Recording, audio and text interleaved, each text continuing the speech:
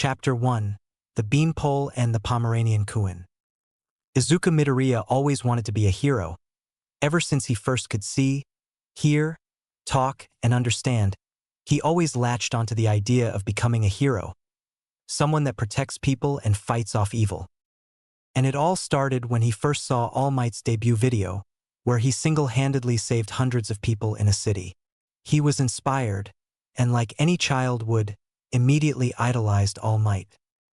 But who wouldn't? The tall and immensely muscular man is this generation's symbol of peace after all, the number one hero. That wasn't the Izuku Midoriya of this timeline. The Izuku Midoriya of this timeline is essentially the same with many differences. He didn't have much interest in being a hero unlike his original self, though he was later influenced to be one by his best friend Katsuki Bakugo and many more people. The Izuku in this timeline isn't quirkless, which resulted in a different path. Not one where he shoulders the burden of one for all, personally given by All Might himself. This is the path where fate was a little bit playful and decided to give him the most ridiculous quirk in the world. Inko Midoriya always knew that her child would be special, not in the same way as other parents usually think of themselves, but in a way like a special person, or better yet a god whispered to her specifically. She only needed one look at her newborn baby to realize that this child will make the world shake one day. And she never would doubt if it was in a literal way. Hisashi Midoriya sighed with a fond look on his face as he looked at his boy. The baby looked so small and fragile to him, and he was sure that he could probably break Izuku if he wasn't careful, a fact that made him worry. Hisashi promised that he would keep Izuku safe from any harm, at least until he was sure that his boy could handle himself on his own just fine. He felt a bit agitated over the fact that he doesn't have much time to spend here in his home country. But then again, he still has to keep up with his job back in America. "Hun, you're muttering." Inko sighed as she looked at her husband, who was currently making a puddle on the floor from the sheer amount of sweat he had made. Hisashi quickly snapped out of his thoughts before he looked at his wife. "Oh, right, sorry." Hisashi nodded, his expression turning embarrassed while he absent-mindedly wiped off some sweat from his snout. Inko just looked amused over her husband's antics. She always found his unintentional mutterings pretty cute ever since they first met in high school.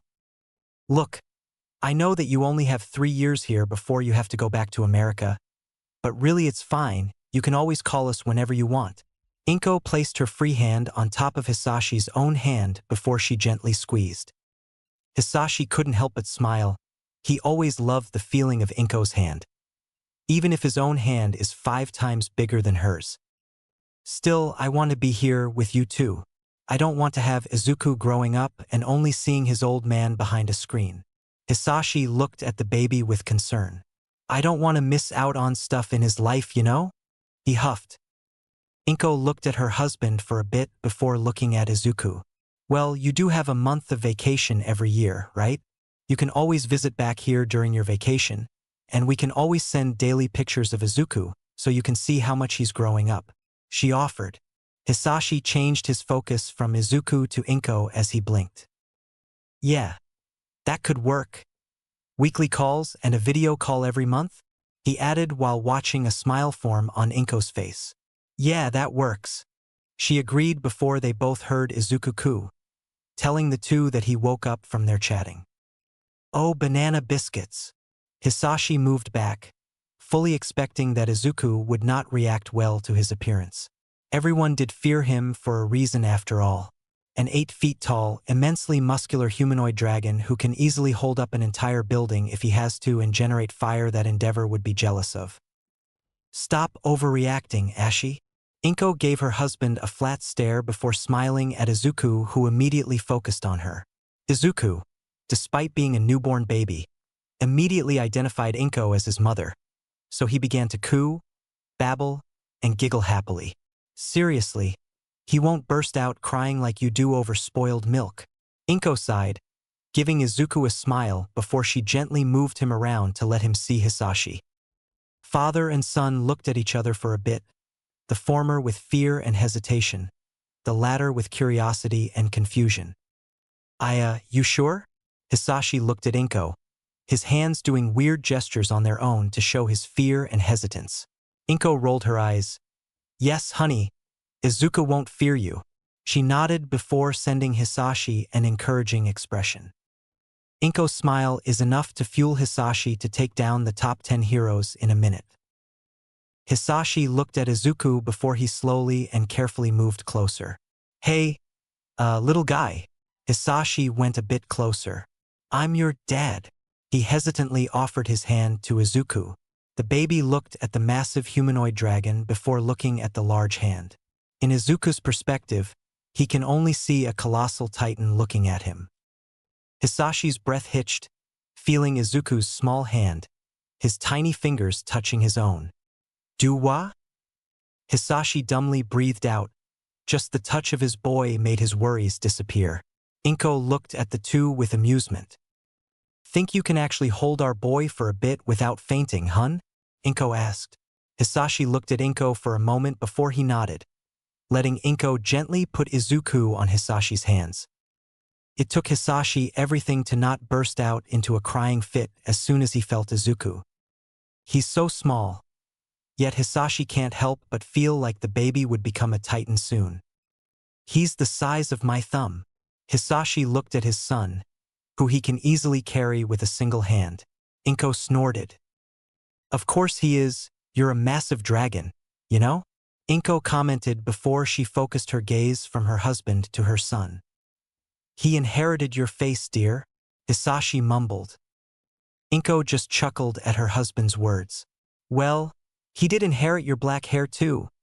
She nodded and watched Hisashi look at the small patches of black hair on Izuku's head. You and our boy share the same eyes. The man added. I really thought he'd be leaning more to your appearance. Turns out it would be on both of us. I can tell our little boy will become popular with girls soon. Hisashi chuckled before he paused and felt a small, very small hand touch his snout. He blinked before looking a bit down to see Izuku holding his snout. He didn't even realize that he was unintentionally leaning closer to Izuku. Inko watched Hisashi practically turn into a statue, which made her eyes roll from her husband's intense reactions to any events. See, Hisashi? Our baby doesn't fear you.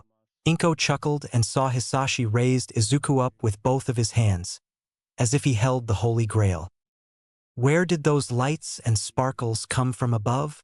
Inko thought to herself with a confused expression before she decided to ignore it for now and moved her attention back to her two boys.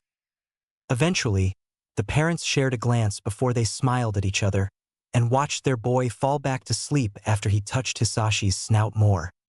For now, life was good for the Midoriya family. Age 1. Izuku Midoriya and Katsuki Bakugo met in the Bakugo residence. At first, due to Katsuki's volatile and outright violent personality despite being a 2-year-old baby, Mitsuki Bakugo thought that they would immediately start a fight. It could barely be called one, as Katsuki would just be trying to pull on whatever his small hands could. As soon as Katsuki saw Izuku, as he did to other toddlers in the nursery. Fortunately though, the two toddlers connected with each other pretty easily, which made the two moms breathe out a sigh of relief. I honestly was fully prepared that Katsuki would be trying to bite your boy, Inko-chan. I had an entire kit and everything if he did try biting your son like he did to the other kids in the nursery. Mitsuki sighed, remembering the reason why she and her husband Masaru quickly gave up on having Katsuki in nurseries, as she sat on the floor and watched Izuku and Katsuki interact with each other. Inko just chuckled and shook her head. I'm sure that your son wouldn't be that violent. Inko placed a hand on her best friend's shoulder. Tell that to the 32 parents that said otherwise. Mitsuki huffed before she quickly snapped a photo of Katsuki trying to climb on top of Izuku, the latter just letting the former do so. The sight was adorable as Katsuki ended up giving up pretty easily and just settled for laying next to Izuku, who just made more cute noises. Inko shrugged. Well, you were pretty violent when we were young. Maybe Katsu-chan would become calmer when he grows up, she suggested. Mitsuki looked at Inko for a moment before she nodded. Yeah, I'm just hoping his biting habits would not last long. Mitsuki sighed, remembering her own mother's reminders about how many things she bit when she was young. Mitsuki really didn't expect that Katsuki would experience the same thing. At least she could tease him about it later on once her boy is grown up. Hopefully it won't. Inko nodded before she looked at Mitsuki. How's your models, by the way? I heard one of them got into a relationship with another. Mitsuki blinked at Inko's question before she grinned. Ah, right. Kumiko-chan and Sumi-chan finally confessed to each other. And it only took them 2 years. Mitsuki nodded as Inko smiled. That's good to hear. I did think that those two becoming a couple had a very high chance of happening. Inko's expression turned from a happy one to an amused one. Mitsuki laughed. It was obvious that the two fell in love at first sight. It took me half a year to make them able to talk with each other before they finally stopped stuttering or just becoming a damn tomato at the sight of each other. The blonde added before she relaxed on the couch. Some of my coworkers owe me cash now. She snickered, remembering the bets between her workers and models. Inko just sighed at her best friend's habits on betting over the most random things to make a quick profit. Meanwhile, the two babies were now busy with their blocks. They were somehow working together, stacking one block on top of another. It took them a while to form 2 towers, but when Katsuki finally placed the last block on the second tower, they both giggled and clapped their hands. It didn't take Katsuki a moment to topple the tower and make their hard work collapse into a mess. Izuku just tilted his head before he looked at Katsuki. They stared at each other before. Boink. Izuku lightly slapped Bakugo with a cartoonish carrot plush. Boink. In return, Bakugo also slapped Izuku with his own celery plush. The two babies stared at each other before they narrowed their eyes.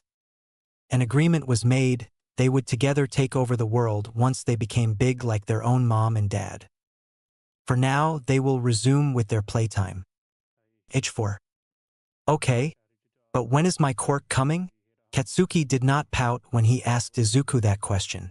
Izuku looked at his best friend with a frown before he sighed. Mom said that Quirks come when we're 4 or 6 years old. And since we're already 4, we just have to wait. Izuku repeated the same words he had been repeating for the past half hour to Katsuki. Katsuki huffed. He was never a patient person after all. Why can't my damn Quirk already wake up? Some of our classmates already got theirs. He grumbled before he tossed a pebble across the river, watched it skip before it stopped and sunk. Maybe your Quirk factor is lazy, Izuku replied, copying Katsuki's action of stone skipping. Katsuki looked at Izuku and huffed. If mine is lazy, then I bet yours is lazier, Katsuki retorted. Nah, powerful response, enough to make All Might stagger. Katsuki wore a deadpan expression. Izuku, you literally fall asleep everywhere if you stand still for more than 5 seconds. Izuku stopped tossing pebbles through the river to look at Katsuki and collect more. You don't have proof of that, Kaken. He childishly blew raspberries and watched Katsuki's expression turn from flat to irritated. Katsuki huffed and went back to skipping pebbles. Shut up, he muttered before he stood up and looked at the small pebble in his hands. With a sigh, Katsuki tossed the pebble with more force than usual. Kr boom! A small explosion popped and sent the pebble flying past the river. The sudden pop startled the two boys, especially Katsuki, as the source of the explosion came from his hand. Ha! Izuku looked at the frozen Katsuki with surprise. Katsuki looked gobsmacked before he looked at his own hands. W.O. Izuku, I think this is my Quirk? Katsuki said. His expression turned from surprise to glee as sparks began to pop in his hands. Izuku stood up and quickly went closer to Katsuki. Explosions! Izuku tilted his head, watching Katsuki pop more explosions with awe. I think so. Katsuki nodded before he clenched his fists and stopped creating more explosions. Awesome, they both muttered before they looked at each other. We gotta tell Auntie Mitsuki, Izuku stated before he noticed Katsuki was already running away and laughing as he waved his arms around and popped more explosions. Izuku sputtered in shock before he began to chase Katsuki. Hey, wait for me, he cried out. Havia Quirky, Havia Quirky, Havia Quirky, Havia Quirky, Havia Quirky, Havia Quirk. Katsuki repeated with a happy smile on his face, popping more explosions as he ran. Age 5. Today was Izuku's birthday. Like his past birthdays, only close family friends attended, which is as expected, only the Bakugu family. They celebrated at the Midoriya household as always. Hey, Izuku, what do you think your quirk would be like? Katsuki asked and helped Izuku open the rest of his gifts. It was still a surprise to Katsuki that Izuku had a lot of aunts and uncles, which resulted in a total of almost 40 gifts per birthday. Izuku shrugged at Katsuki's question. I don't know, maybe it'll be something cool like Dad or maybe something similar from Mom. He replied. I bet your quirk will be strong. Uncle Hisashi's pretty strong, right? Katsuki huffed as he sat down on the floor. The two boys looked at Hisashi, who was busy catching up with Masaru. Both men laughed at something, though Hisashi's laugh was more booming, almost like the two boys' favorite hero, All Might. But then again, Hisashi did look like All Might if the latter had a dragon mutant quirk. Yeah, Dad's pretty strong. I think he can lift a car easily. Izuku nodded with a smile. He didn't notice Inko quickly taking a photo nearby. Maybe he can, he's big like All Might, Katsuki mumbled. To him, All Might is still unbeatable and the strongest, but it doesn't mean anyone else can be like All Might. Katsuki paused and looked at Izuku with a puzzled expression. Hey Izuku, why don't you want to be a hero? Katsuki asked. Izuku looked confused from Katsuki's question. Well, I don't know, I just never thought of becoming one. Izuku tilted his head. Katsuki pouted at his best friend's simple, and in his own opinion, stupid answer. Why? We can be a hero duo like that new duo, Water Hose? But better obviously. Katsuki sat up and crossed his arms. Izuku shrugged. Maybe, but I really don't want to, sorry. He still rejected the idea, making Katsuki frown. Fine. The blonde then grabbed one of his All Might toys and looked at it for a moment. If you can't be my sidekick or teammate, you'll be my #1 fan then, Katsuki offered, making Izuku smile. Yeah, I'll still be your best friend too, right Kaken? Izuku asked. Katsuki just nodded with a smirk on his face. Obviously, now wanna help me draw? Katsuki handed Izuku a black crayon. The black-haired boy nodded and placed down an All Might-themed sketchbook for them to draw on. Sometime later, Katsuki paused as he noticed that something was off, which made him stop drawing. He stared at Izuku. Hey Izuku? What is it? Izuku stopped drawing to look at Katsuki with confusion. Katsuki pointed at Izuku's hair. Is it just me, or is your hair floating and changing colors? He asked, his expression being confused and concerned. What do you mean? Izuku's brain immediately stopped as soon as he saw his black hair beginning to float just like his friend said. His hair color began to invert as well, starting from the roots until it reached the tips. It began to curl, before it became swirls, as his hair began to billow gently, similar to fire. He didn't notice a smile growing on his face, a smile that was too wide for his face. FSSSHH. Smoke began to seep out of the boy's back and shoulders before it transformed into rubber-like clouds that floated around his neck. His body seemed to gain thick, black outlines that made him stand out from the world. Izuku wanted to start laughing for no reason. Due to the Izuku being 5 years old, his immediate action was to call his parents. Mom! Dad! Izuku immediately cried out, causing Inko and Hisashi to stop their chatting with Mitsuki and Masaru. Their expressions turned from fond and happy to serious and deadly respectively. My baby! What's wrong? Did you get hurt? Did you try? Oh. Inko worriedly bombarded Izuku with questions before she stopped and noticed her son's hair. Hisashi followed and performed an award-winning slide to stop his momentum. What is it? The Dragon Man asked before he also noticed Izuku's hair. I think that's a quirk. Inko stated the obvious as Hisashi nodded, his face wearing an almost comical stunned expression. My boy's got his own quirk. Hisashi recovered from his stupor and quickly grabbed Izuku by the waist and hoisted him up while laughing. "Congratulations!" Mitsuki cheered with Masaru before she hummed, looking at Izuku with confusion. But what is his quirk exactly? It's not like Inko's weak pull or Hisashi's dragon quirk though. She tilted her head. That? You make a good point.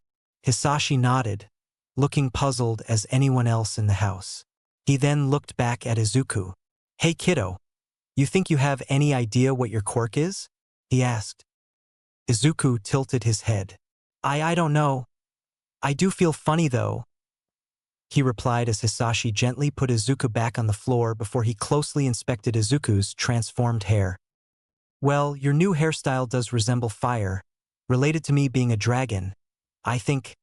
Hisashi lightly scratched the side of his head. "And it's defying gravity, so that can be related to Inko's pull," he continued. "Maybe try pulling something?" Katsuki suggested while looking at his best friend with curiosity. Izuku nodded and looked at the dropped pencil on the floor before trying to pull it closer. The pencil didn't react, making Izuku pout. "Doesn't work," he sighed. Inko tilted her head and kneeled next to Izuku, giving him gentle rubs behind his back. "Don't worry, Izuku. Your quirk's still new, so of course it wouldn't be noticeable at first. We can visit the doctor to see specifics about it," Inko said. "Well, it's obvious that you two would be leaving for the hospital. We're gonna leave now if you wouldn't mind, Inko?" Mitsuki nodded and got off from the couch as Inko nodded. Inko glanced at Mitsuki. "Sure. Do tell me the rest of our talk later on the phone though." Mitsuki just snickered at Inko's request. "Tell me about what your quirk is later, okay?" Katsuki requested. Izuku looked at Katsuki before nodding and waving as the Bakugo family left. Hisashi huffed before he carried Izuku up. "Well, what are we waiting for? Let's get going." Hisashi chuckled, watching Izuku's expression turn excited. "Careful, honey, you might drop Izuku-in." Inko sighed and earned a nod from Hisashi. Later, at the Mandalo Hospital, the Midoriya family went through the necessary paperwork, waited for their turn for half an hour, and finally got inside their designated doctor's room. "Good afternoon, Midoriya family," the doctor offered, taking a seat at a desk chair. Hisashi opted to just remain standing while Inko and Izuku sat on their own seats. "Good afternoon, Dr. Uchiha." Inko and Izuku replied politely, though Izuku sounded more excited as expected. "Please, just call me Sakura. It's been years ever since we first met. We might as well consider ourselves friends, no?" Sakura chuckled as Inko and Hisashi nodded. Sakura was pretty much Izuku's doctor since birth. "Now, I'm guessing that Lil Izuku-kun here finally awakened his quirk?" She leaned forward with a curious expression. Izuku nodded at the doctor's question. "Yeah. I'm not sure what it is though." Sakura just smiled at Izuku's unsure response. "Well kid, quirks are hardly what they seem to be. That's why we diagnose and test them," she chuckled. "But moving on." Sakura changed her attention from Izuku to his parents. "Mr. Midoriya's quirk is dragon, right?" Hisashi nodded at Sakura's question. "Yep, it gave me a dragon appearance and form. Kinda wish I could look normal like my little sister Ryuko," he muttered, remembering the difference between his quirk and Ryuko's own. Hisashi still felt a bit jealous of Ryuko being able to keep her human appearance while he's stuck between a humanoid dragon or a gigantic full dragon. Izuku blinked, remembering his dad's full dragon form that was showcased on his 4th birthday last year. It was easily 3 times bigger than Auntie Ryuko's own dragon form. "And Mrs. Midoriya is weak pull?" Sakura continued. Inko nodded and brought over a pencil with telekinesis. "It's actually just pull, but since I barely trained it, it never became capable of pulling anything else besides small objects." Inko added. Her quirk could have been easily one of the most strongest quirks out there if she had trained it. But then again, arteries, eyes, nails, teeth, and more are considered small objects. Inko Midoriya is a dangerous person. None dared provoking her.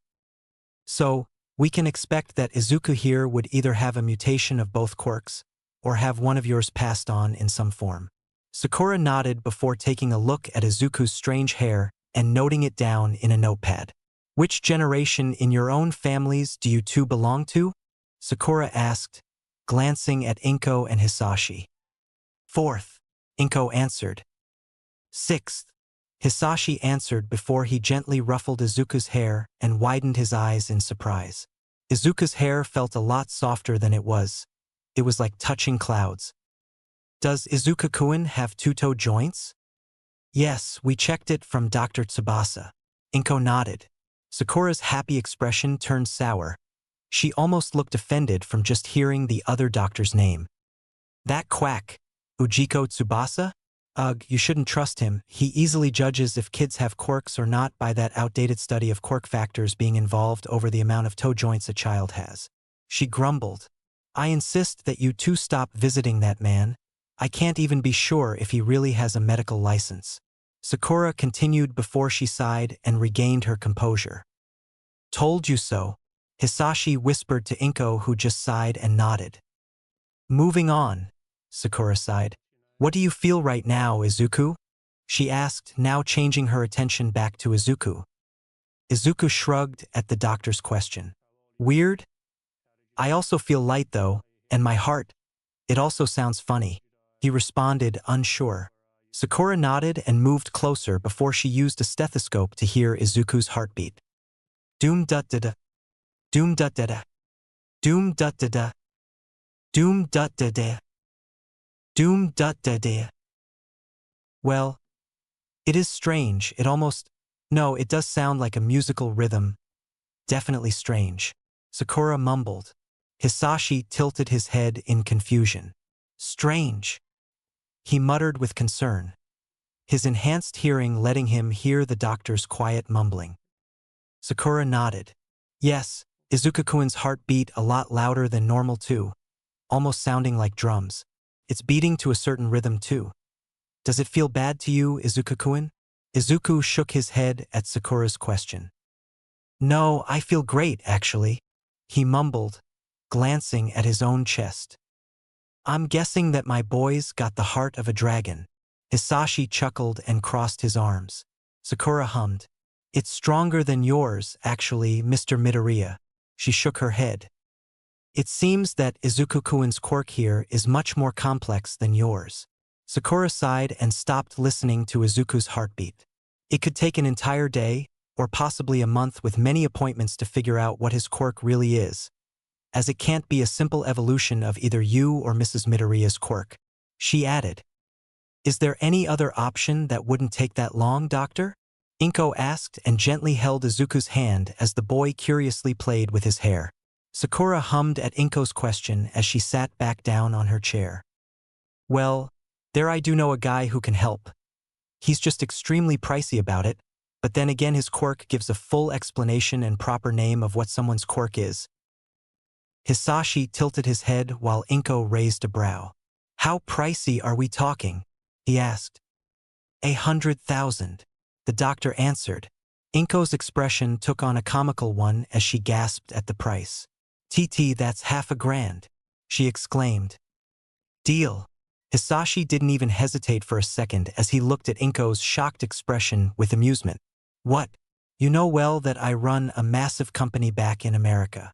He chuckled. All right. I just forgot. Inko nodded with an embarrassed expression.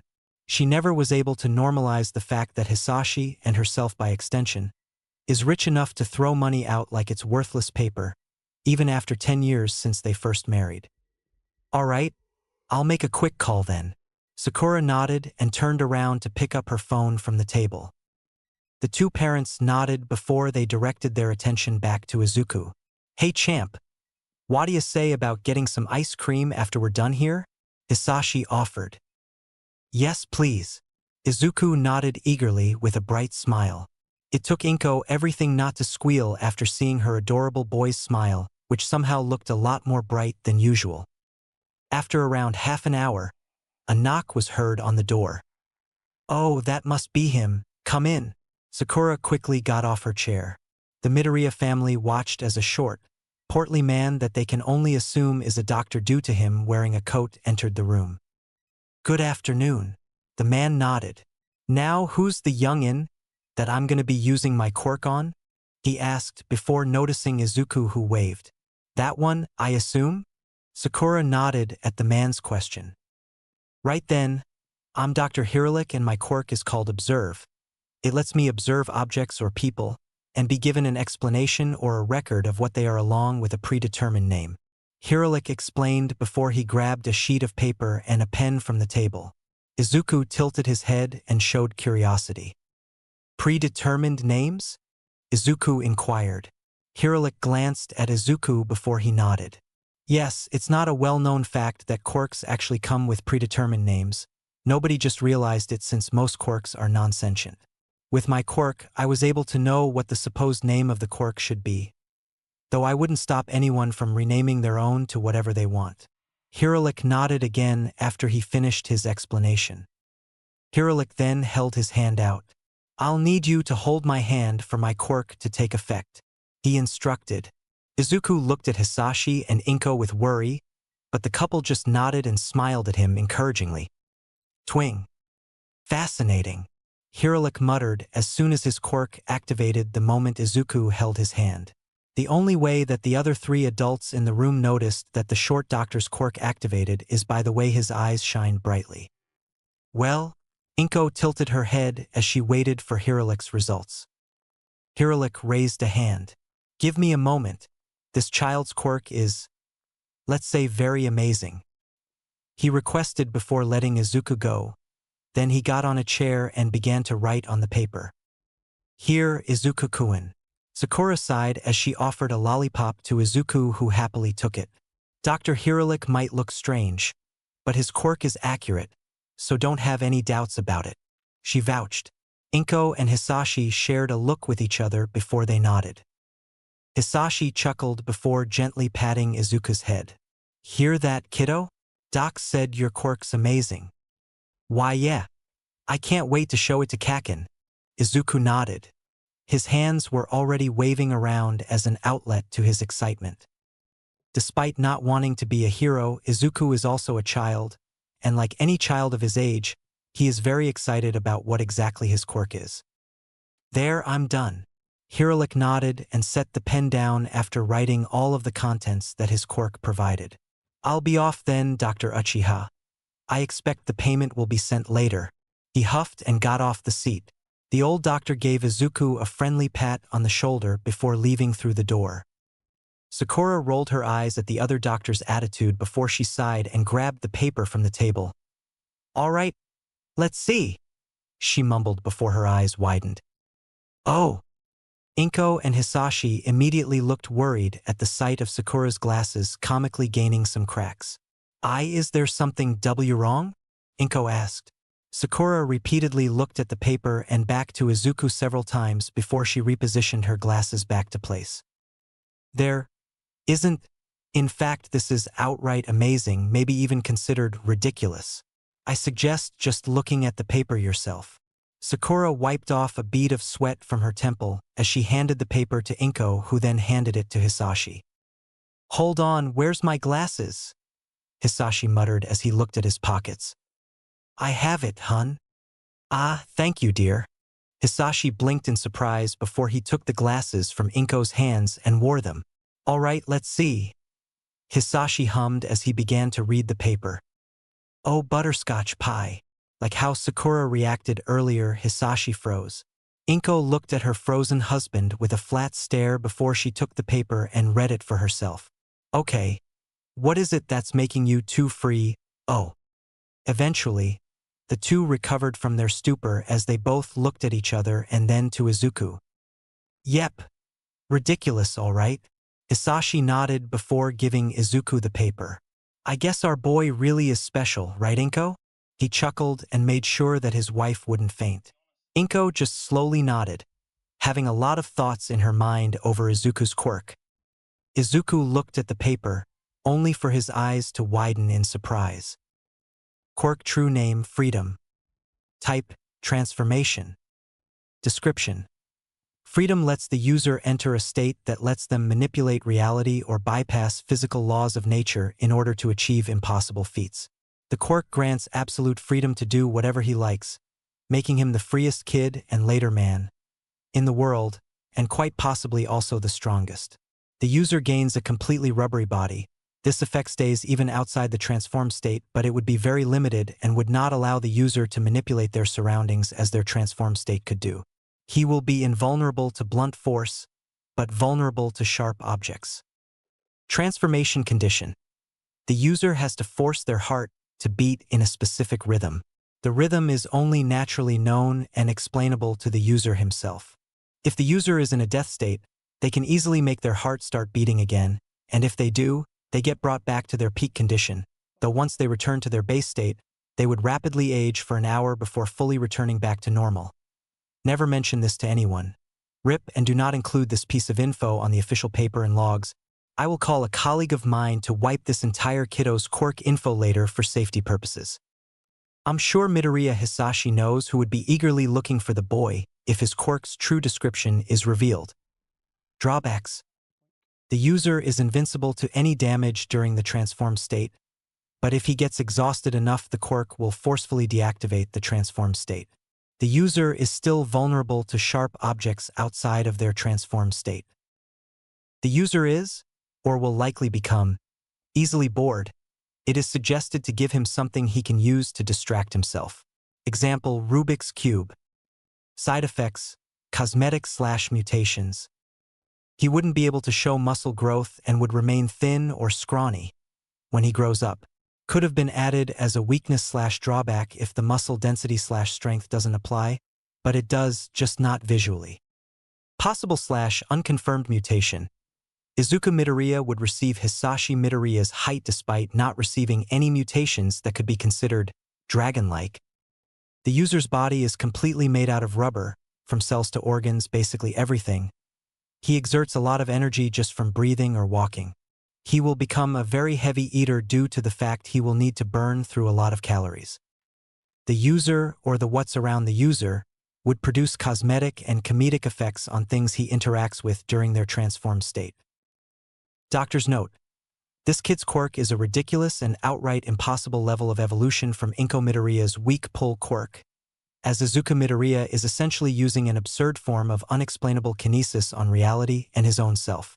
The reason for this absurd level of evolution could be due to Izuku Midoriya's quirk factor being simply that strong to trigger an awakening from Inko Midoriya's pull quirk. TLDR: quirks are weird. The boy's quirk is part of the unexplainable group. I myself hardly believe my theory of why his quirk became like this. And give the kid a constant use license. His body is permanently cartoony, like rubber. Freedom. Izuku muttered the name of his quirk. He looked stunned yet amazed. He never really thought that his quirk would be this cool. Just like a true dragon, my boy's free as the skies. Hisashi laughed and quickly grabbed Izuku and carried him up. Izuku yelped at Hisashi's sudden move before he began to laugh as well. While the two boys were busy laughing and celebrating, Inko just smiled. Sakura also smiled, just happy for Izuku as she already saw him as her honorary niece for how many times he visited her in the hospital if he ever walks by. Oh dear, I could already tell how much harder taking care of Izuku will be. Inko sighed, wiping off some sweat from her face. Sakura chuckled at Inko's words. I can already tell how much of a ruckus he would bring with that quirk of his. She nodded and watched Inko's expression turn into a weary one. Don't remind me. Inko huffed and just opted to continue watching her husband and son play around happily. Age 14, present time. Yo, Izuku. Good morning, Kaken. Izuku and Katsuki were still best friends as they were since they were babies, though they both know that they are practically brothers in all but blood. Can you tell that the hag wants Auntie Inko over at the house later again? Katsuki requested as he joined Izuku and walked next to him. His scowl and resting bitch expression were present as expected. Katsuki grew up to be a confident delinquent who isn't afraid of popping some explosions here and there to the occasional asshole that tries messing with them both.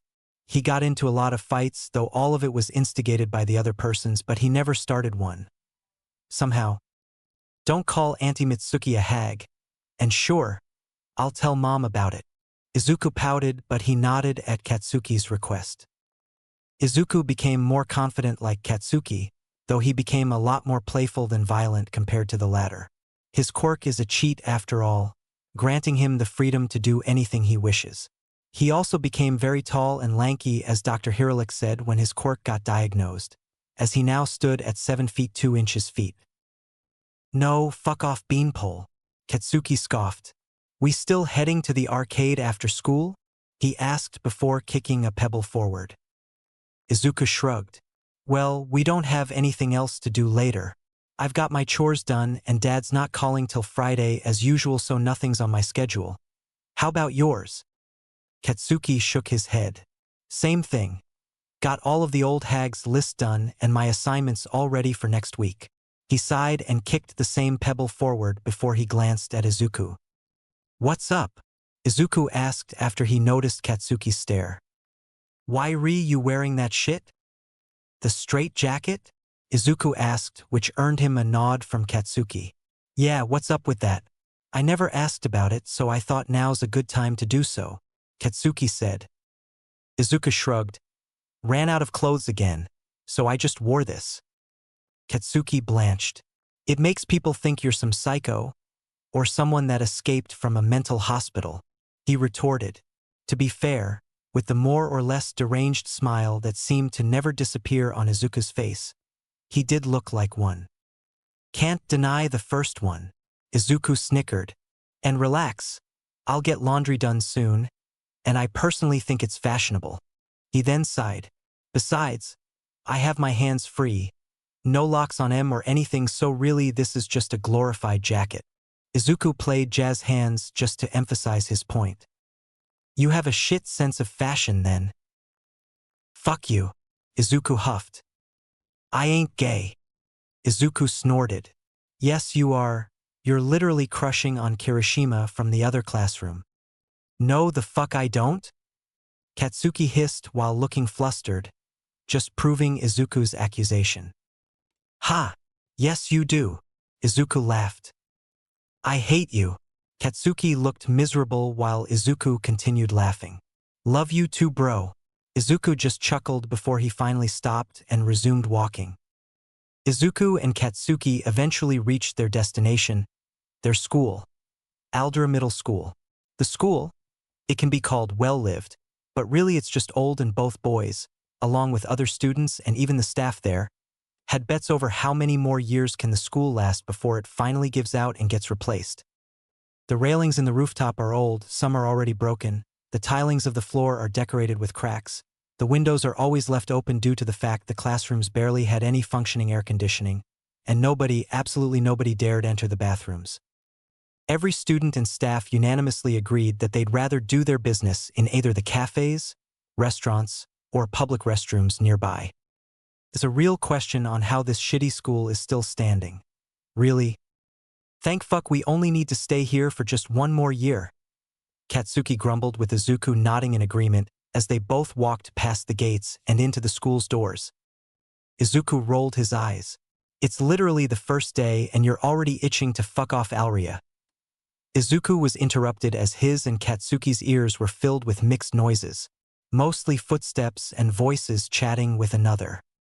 Fucking noisy. Katsuki immediately scoffed as he continued walking, not bothering if he nudged past someone's shoulder. The black-haired boy just shook his head and followed Katsuki to their designated classroom. As always, ever since they first enrolled in Aldera Middle School 2 years ago, they always were in the same classroom. Some immediately noticed the two boys entering, but their focus was mainly on Izuku.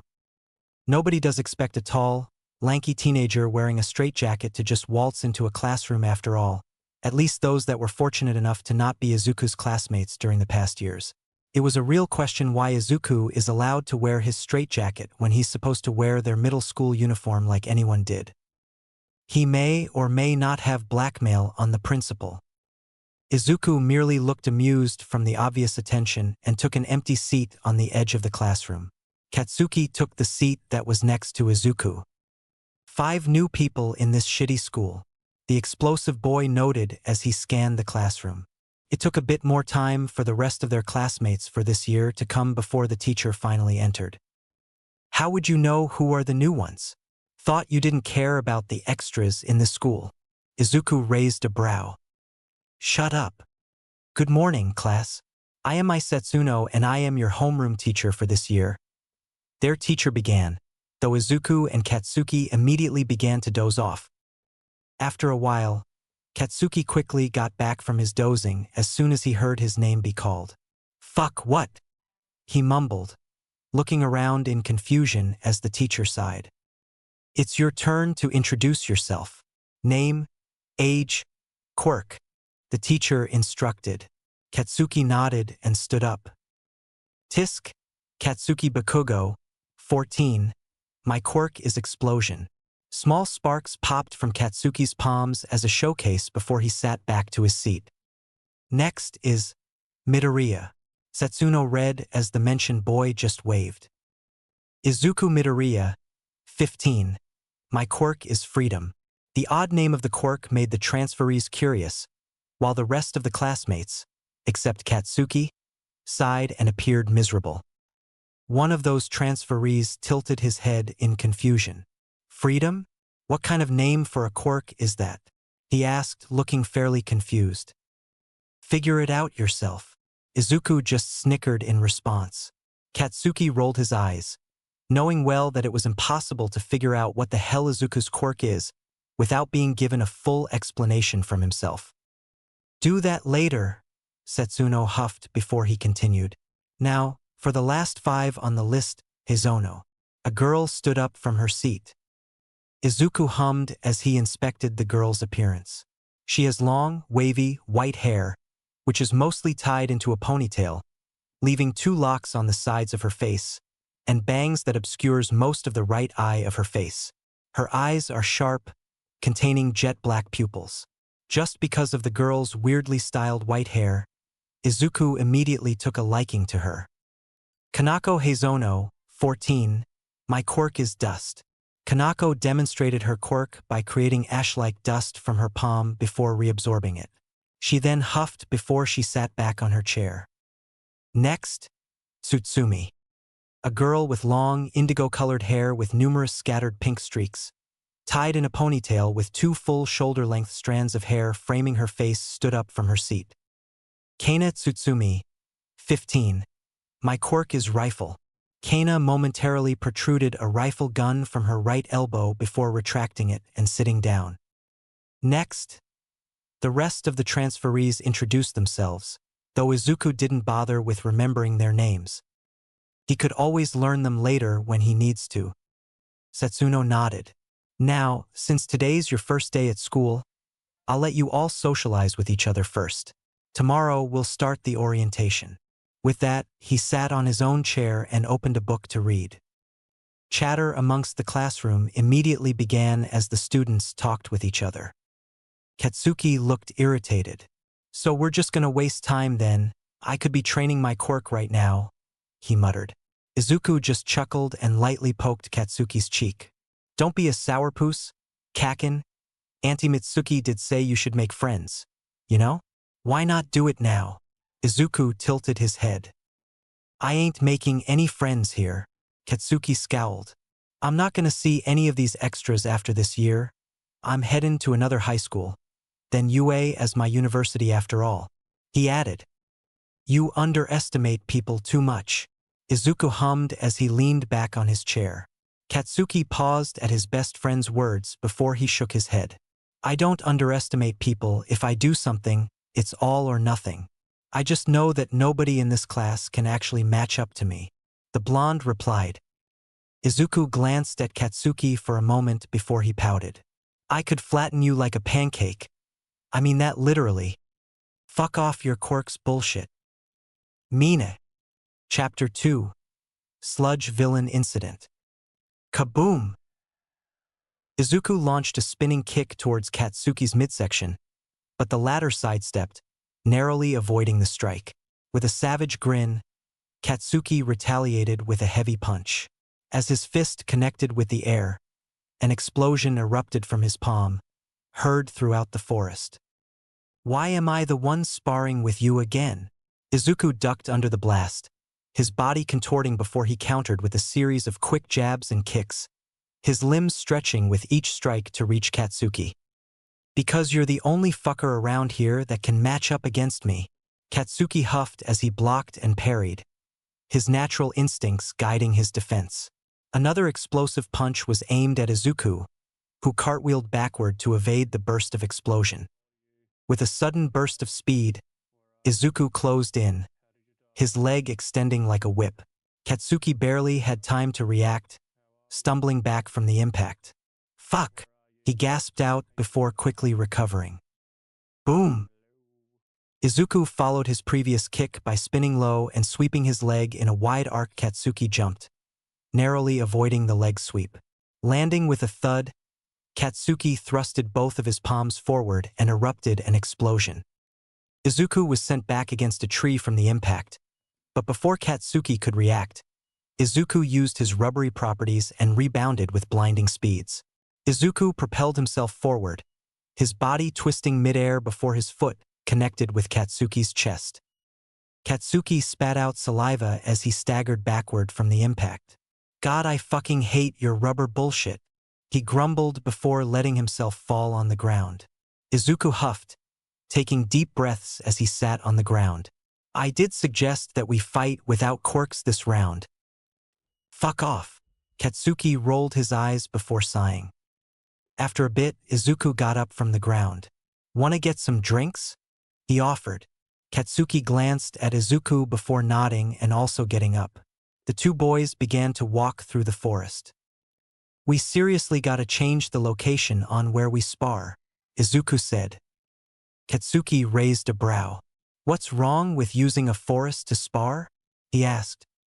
Izuku adopted a blank expression. First of all, your explosions can set the entire fucking forest in fire. Fair.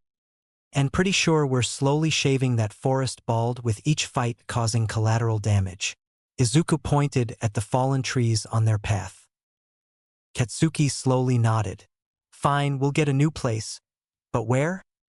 I'll try looking up some empty places where people wouldn't see us using our quirks. Izuku nodded as they finally exited the forest, possibly for the last time. Get me a Coke. K? Izuku nodded as he looked at the vending machine. Got any ideas where the new spot would be? Katsuki asked, kicking a rock away. Izuku shook his head and caught the can of Coke that the machine had dispensed. Not yet, still thinking. Think faster then. Katsuki scoffed as he took the can from Izuku and cracked it open. Why don't you think for once? Maybe that'll finally fill your head with actual thoughts besides explosions, killing, and training, Izuku snarked. Beanpole, Katsuki growled, crushing the empty can after finishing it. Pomeranian Kuin, Izuku grinned mockingly. Boom! Before the two can truly begin bickering, they both got startled after they heard a loud explosion erupt nearby. Izuku looked at Katsuki. That wasn't from you, right? He asked, receiving a nod from the latter. Obviously, the blonde hissed. A villain Atta. Before Katsuki could even talk further, Izuku was already running towards the source of the noise. God damn it. Katsuki sighed before chasing after Izuku. The source of the explosion was nearby, if the massive trails of smoke they saw was a sign. The two ran past buildings and stores as they reached the source, only to see a massive crowd blocking their way. What the hell is happening? Katsuki asked, scowling as he tried looking past the crowd. Since Izuku was very tall, he managed to look past the crowd to see the situation. Some very big booger with eyes is holding 3 people hostage. Izuku described the situation for Katsuki. What? Katsuki looked bewildered. Oh, slime, not booger, it's a no sludge? Yeah, sludge. Izuku corrected himself. Move back, all of you. A muscular man barked an order as he punched any incoming tendrils from coming any closer to the crowd behind him. Katsuki looked at the man before recognizing him. Death Arms scowled and looked at the growing mass of sludge with anger and worry. Anger at the sludge villain and worry for the hostages. This damn villain keeps growing with more hostages, he muttered in disdain. Earlier, the villain could barely be considered a threat, only being able to escape due to him escaping through the sewers and blending with the sewage. Somehow his sludge quirk allowed him to take people hostage and force their quirks to activate, and now he managed to take several hostages. A boy who could create fire with his hands, then a girl who can create dust from her body, and finally another girl with a quirk that let her protrude a rifle from her elbow. The sludge villain cackled as his body grew further and latched on the buildings next to him. I bet I can take on All Might with the power of these brats. Jaya ha ha ha. He laughed, his voice sounding distorted, as if it was heard from underwater. Back at the crowd, the two boys continued to watch the situation. The villain guy's delusional too, Izuku added after hearing the villain hollering. Katsuki rolled his eyes. All villains are delusional, he snorted. Not all of them are, but when exposed long enough into Izuku's bullshit, yes, they become delusional. Any ideas to get those kids out? Death Arms asked, looking at another hero. Katsuki looked at the other hero, taking a bit before recognizing his identity. I'd try taking the hostages out with my wood, but ugh, the bastard is breaking them before they can reach. Kamui Woods huffed, taking more civilians out from the burning buildings. I guess these heroes are useless fodders then, Katsuki bluntly commented, hearing all the talk the heroes are having. Hey cats! Izuku narrowed his eyes. It took him a solid minute before he really saw the faces of the hostages and recognized two of them. Two of the hostages are our classmates. Shouldn't we save them? He asked.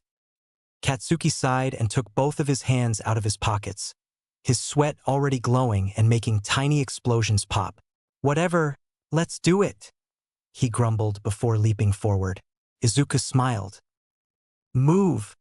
Katsuki roared and ran past the crowd, much to the people's and the pro-hero's shock as Izuku followed him from behind. Huh? Who the hell are you two? New weapons I can add to my collection? The sludge villain quickly spotted the two boys running towards him. The blonde one had a scowl on his face, while the black-haired one just looked happy for some reason. Fuck off! Katsuki just thrusted both of his hands forward, making explosions erupt and blind the villain's eyes. Izuku, get them! He turned to the mentioned boy who nodded and ran closer. Midoriya-san? Kana Tsutsumi and Kanako Heizono identified the boy pretty easily. But then again, no one but Izuku is normal enough to wear a straitjacket for no reason. The third hostage just kept creating fire out of panic. Heya! Izuku just smiled, seeing the three hostages look surprised from his appearance. Hope you guys don't mind us rescuing you all. He chuckled before stretching his arms and grabbing the three hostages and pulling them out of the sludge without any struggle. The hell are you doing, brat? The sludge villain recovered from his temporary blindness. He was immediately filled with rage, seeing his precious weapons, read, hostages, escape his hold before he was greeted by another explosion in the face. Arg! Eyes on me, fucker! Katsuki jumped from the floor and slapped both of the villain's eyes before popping another explosion. Move it already, Izuku! He barked before destroying a sludge tentacle. Yes, sir? Izuku rolled his eyes but did pull the three hostages further, and once they were close, he spun his arms around them, stretching to make several loops to ensure they were secure. Give them back! The sludge villain roared, his tentacles wildly lashing out everywhere and forcing Katsuki to back off. Two tentacles shot out and began to race towards Izuku, but before anyone could react. Ha ha ha! An almighty, iconic laugh bellowed from above. All Might, Izuku, along with everyone else, breathed out. I am here. The massive legend dropped from the sky and landed in front of the sludge villain, who now appeared scared, yet his mass is still gigantic, enough to cover the entire street he latched on. They all watched in awe as All Might threw a straight, forward punch. Detroit smash. WH bang. Fuooshhh. One that blew the sludge villain apart without struggle, reducing him into mere splats against the road or sides of the buildings. The strong gust of wind completely doused the surrounding flames. The people watching looked up in awe at the mighty vortex that came out of nowhere. Rain began to fall. All Might. He changed the weather. So cool. That's the #1 hero. Awesome. All Might. Now that villain guy's totally done for. How the fuck can a punch change the weather? No idea, but God, that was cool. Punch him more. Look at the clouds. They all collectively began to cheer. Ha ha. Now this no-good villain is defeated. I trust that the heroes can handle collecting and sending him to jail. The crowd cheered as they saw their hero stand up, put his fists in his hips and laugh. The heroes currently present dutifully nodded at the man's words. Good job. The three of you for handling the situation quite nicely. All Might turned to face the three heroes, Death Arms, Kamui Woods, Backdraft, who was present in the sidelines taking care of the burning buildings, and gave them a thumbs up. The three heroes beamed from the #1 hero's praise. Anyone would if your idol, who is also the #1 hero of Japan, personally praised you, to be fair. Then he turned to face Izuku and Katsuki, who looked at the hero with different expressions. Katsuki was in awe, while Izuku just looked like he stumbled upon a friendly acquaintance. As for you two, good job. All Might laughed and gave both a pat in their shoulders. For saving the hostages, though I believe we all would prefer that the pros handle the situation next time. He chuckled. Katsuki wanted to retort, but Izuku slapped a hand over his mouth. Don't worry about it, big guy. We're doing what you said next time. The black-haired boy nodded with a thumbs up and a friendly grin on his face. Good. Now, without any more to say, away I go. Ha ha ha. The man laughed heartily before he waved and jumped away with a loud boom. Wow, I thought All Might would have been taller, Izuku commented. Bitch, you're like 7 feet tall, a fucking tree you are, Katsuki snarked. Shut up, Pomeranian Kuin. Izuku pouted. They both watched as the reporters hounded the three victims, fishing for some reactions for their work. We should ditch before they start hounding us, Katsuki said, with Izuku nodding in agreement. Without any more words, the two immediately ran away like they were running from death itself. The crowd of reporters failed to notice them, but Midoriya-san, Bakugo-san, the two girls from earlier did notice. They promised to thank the two after the rest of the weekend passes. It was just a day after the sludge villain incident, but Izuku and Katsuki easily settled back to their normal routines, as if the entire incident didn't even happen in the first place. The incident might have been a big event for some, but for Izuku and Katsuki it was just another Saturday. Cats, did we have a math assignment? Izuku asked, looking bored as he tossed another chip into his mouth. Yes, we do, Katsuki sighed. You're smart. Why the fuck do you forget everything that isn't related to food? He grumbled. Izuku tossed another chip into his mouth. I'm easily distracted. Nothing I can do about it. Dr. Sakura had listed it as a drawback from my quirk. He shrugged. Katsuki nodded.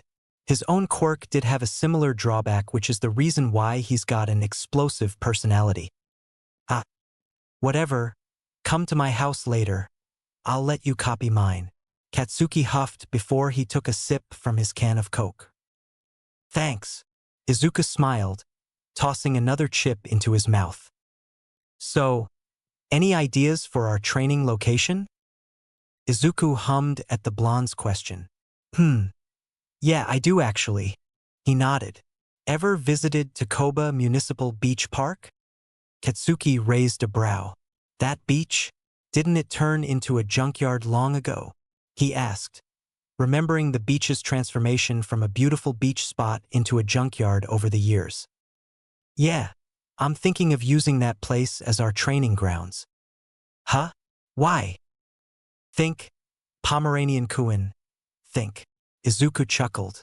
Nobody ever visits there, we have junk to destroy, and we can drop it off in landfills that would actually handle it, recycle and all that stuff instead of letting it rot around there. Izuku explained with Katsuki nodding. How are we supposed to bring the trash to the landfills though? We personally lift them to the landfill. Ah, weightlifting. Yup, Izuku nodded. Why are we here hanging out in the park instead of in our houses again? Katsuki huffed as he looked around the park. It was peaceful, with the tree behind them providing a nice shade.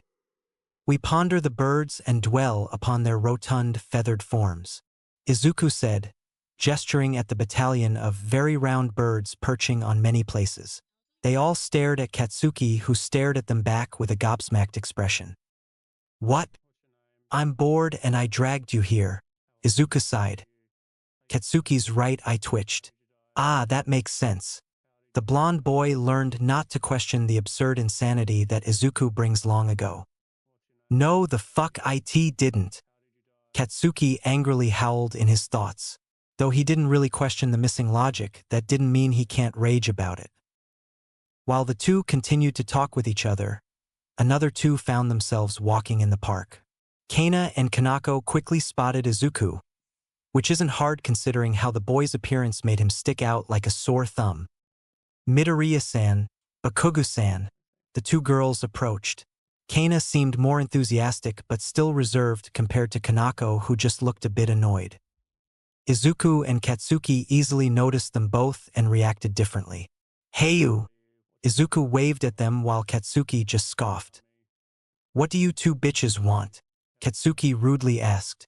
He wasn't up for dealing with anyone's bullshit, not when he's dealing with Izuku's bullshit already.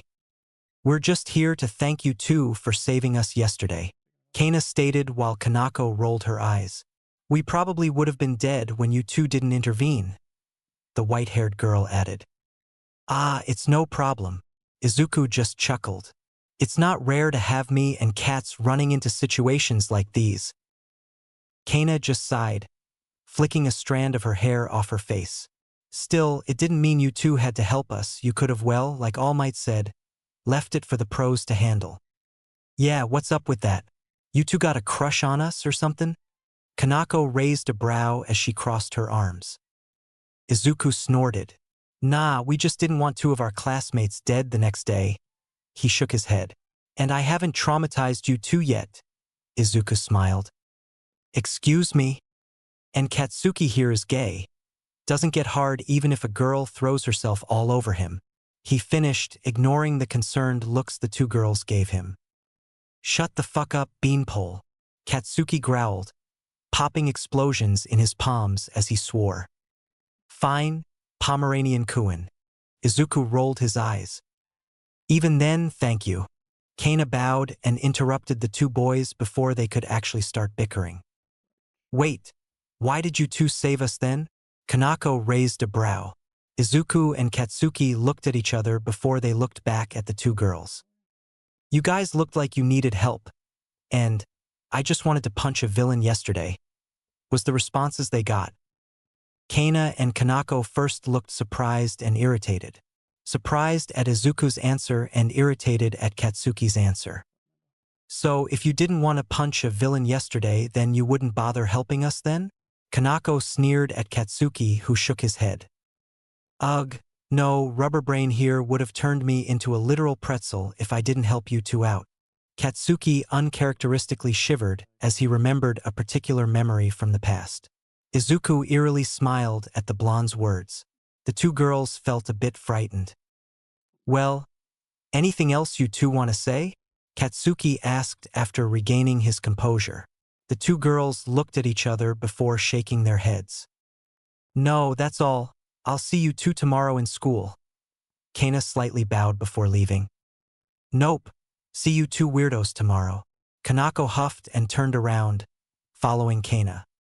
Izuku waved as he and Katsuki watched the two girls leave the park before they disappeared off a corner. Wow, they're weird, Izuku commented with a grin on his face. Fun weird or you want to traumatize them weird? Katsuki glanced at Izuku. Fun weird. And cats, I don't traumatize people. Izuku crossed his arms after tossing the empty bag of chips to the trash can. Katsuki snorted. Yeah, to those that haven't witnessed your white persona in action and in person yet. He muttered.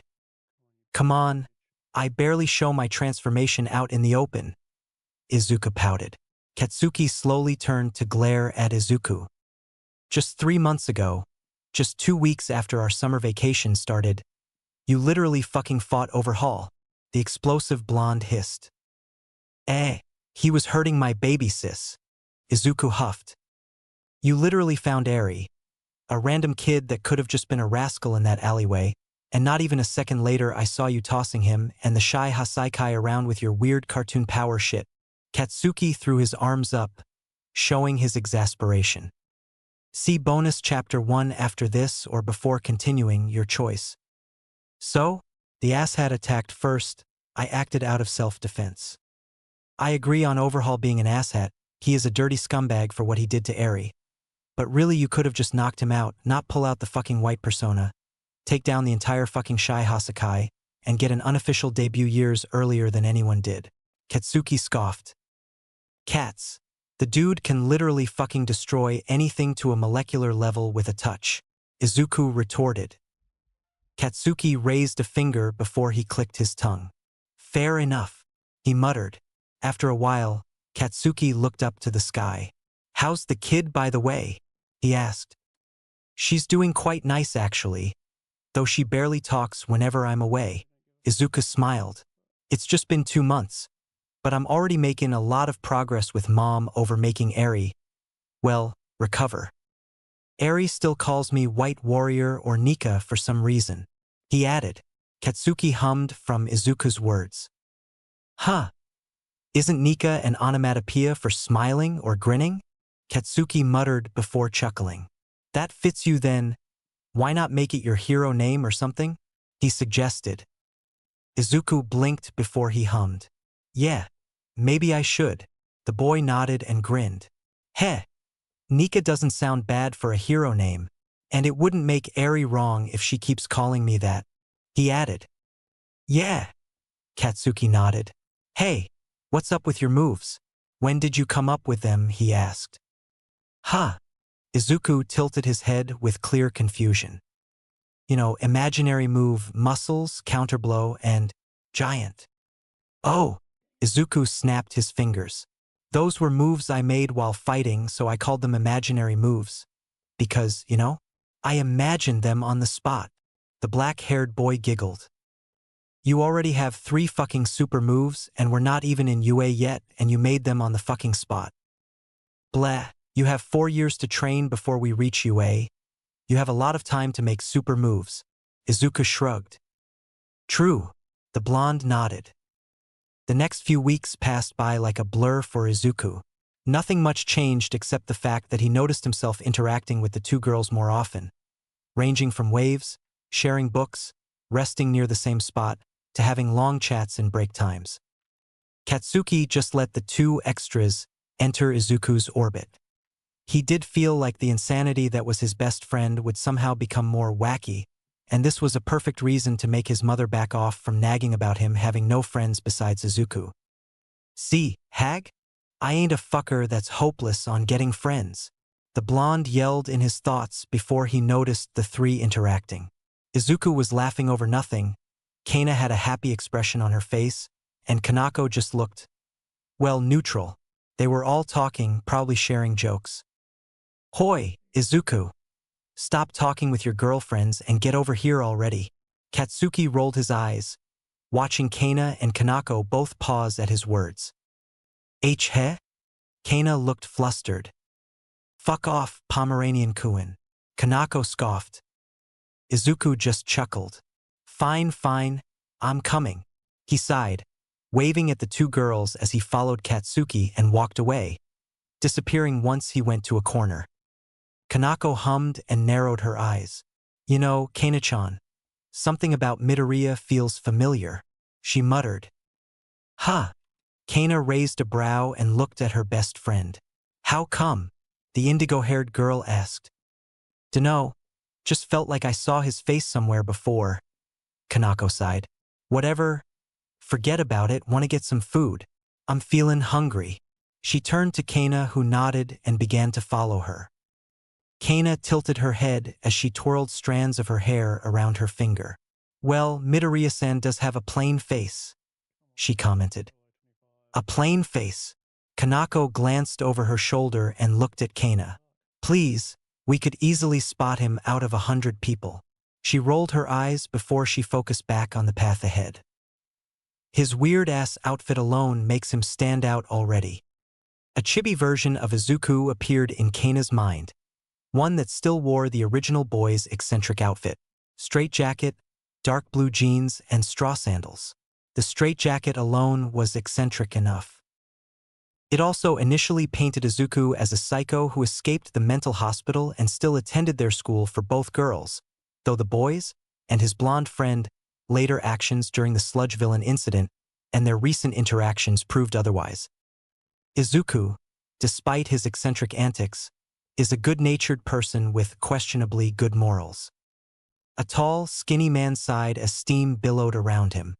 His eyes were sunken, covered in shadows, though his bright blue irises can still be seen. Shit, the man cursed in English. I'm running out of time. I really need to find a successor soon, huh? He muttered before coughing.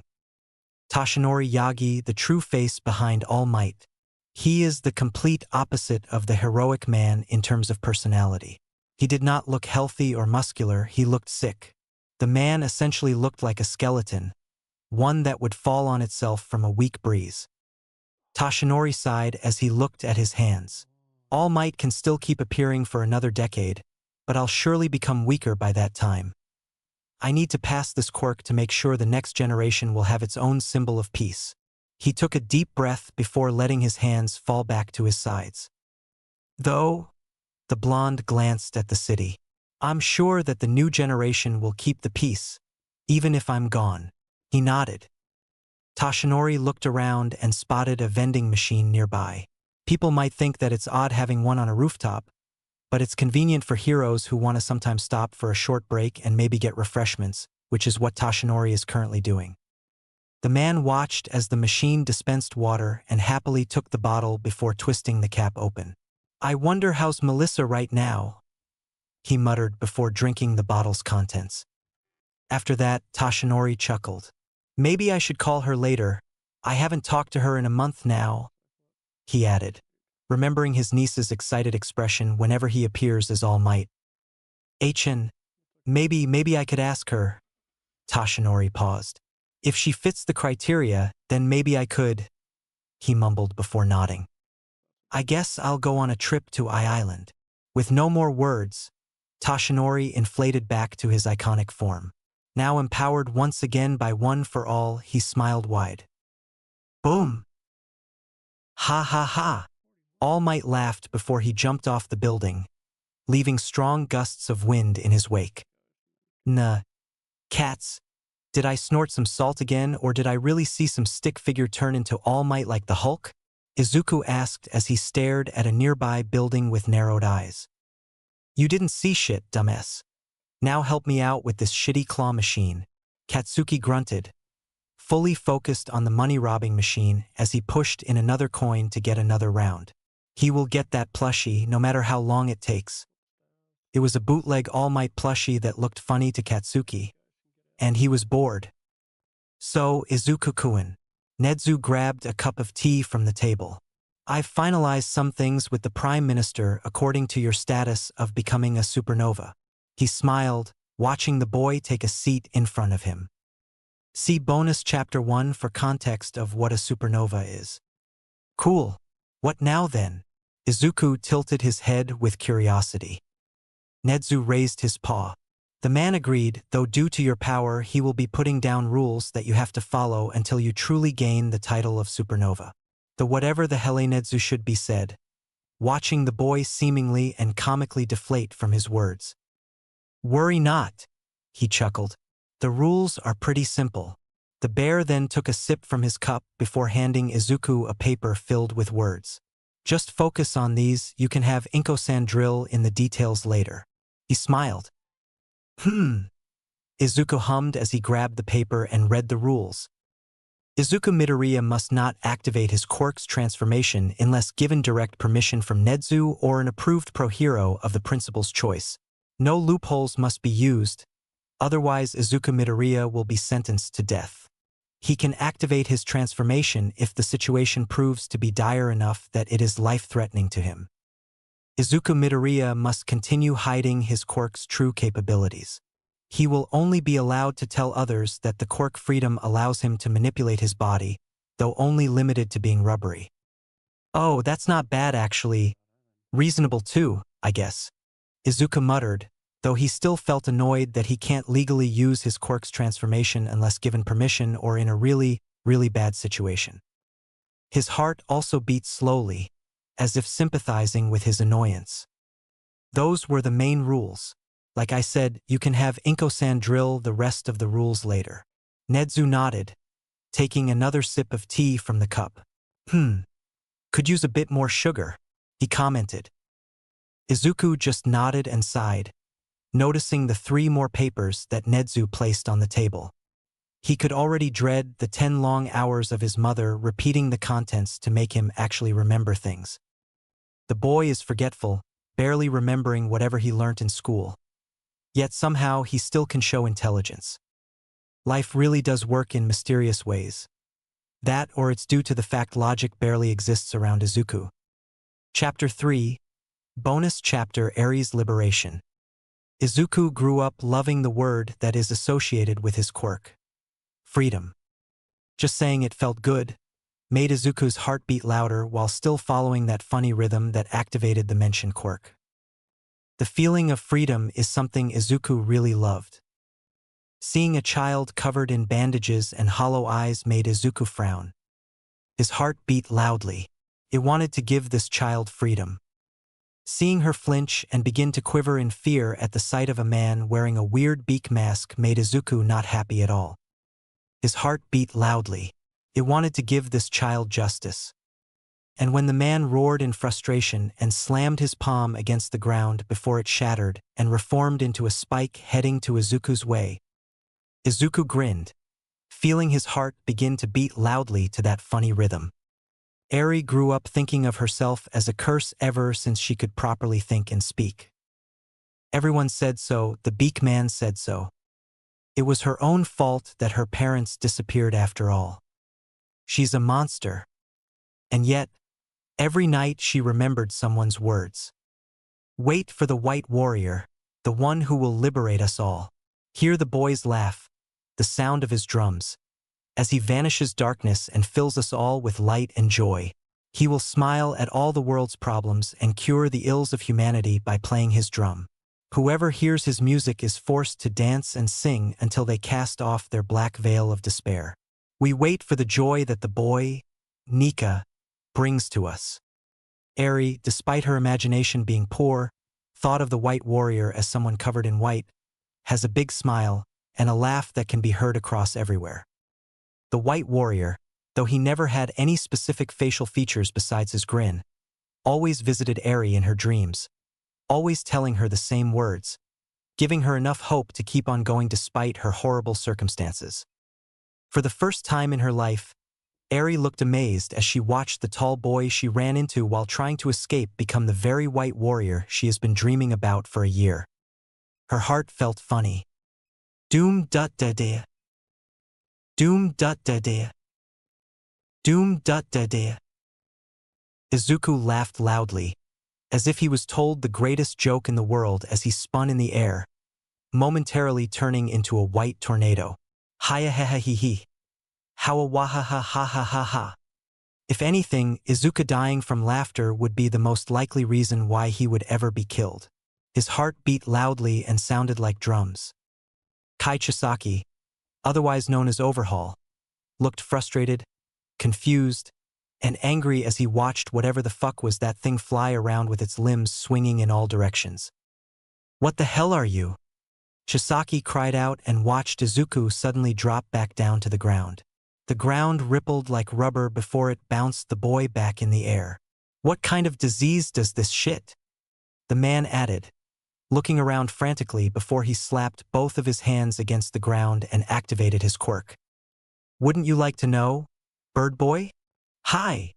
Yahahihihia. Izuku just cackled at Chisaki's frustration before he screamed, seeing the dozens of massive spikes heading towards him. E-E-H-H-H-H-H-H?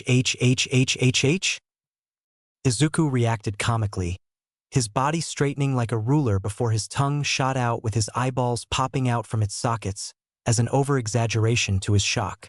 Ayayayaya. He quickly reached for his eyeballs and pulled them back into their places before he began to spin violently and became a white tornado. Whoosh! The tornado then flew forward, swiftly dodging the growing spikes coming from the ground. Chisaki sweated and gritted his teeth as he activated his quirk several times, creating more spikes. In all of his life, he never encountered a quirk like this. Nobody did either, as nobody had a quirk like freedom. Chisaki saw the approaching tornado and scowled. What kind of sickness do you have, you damn brat?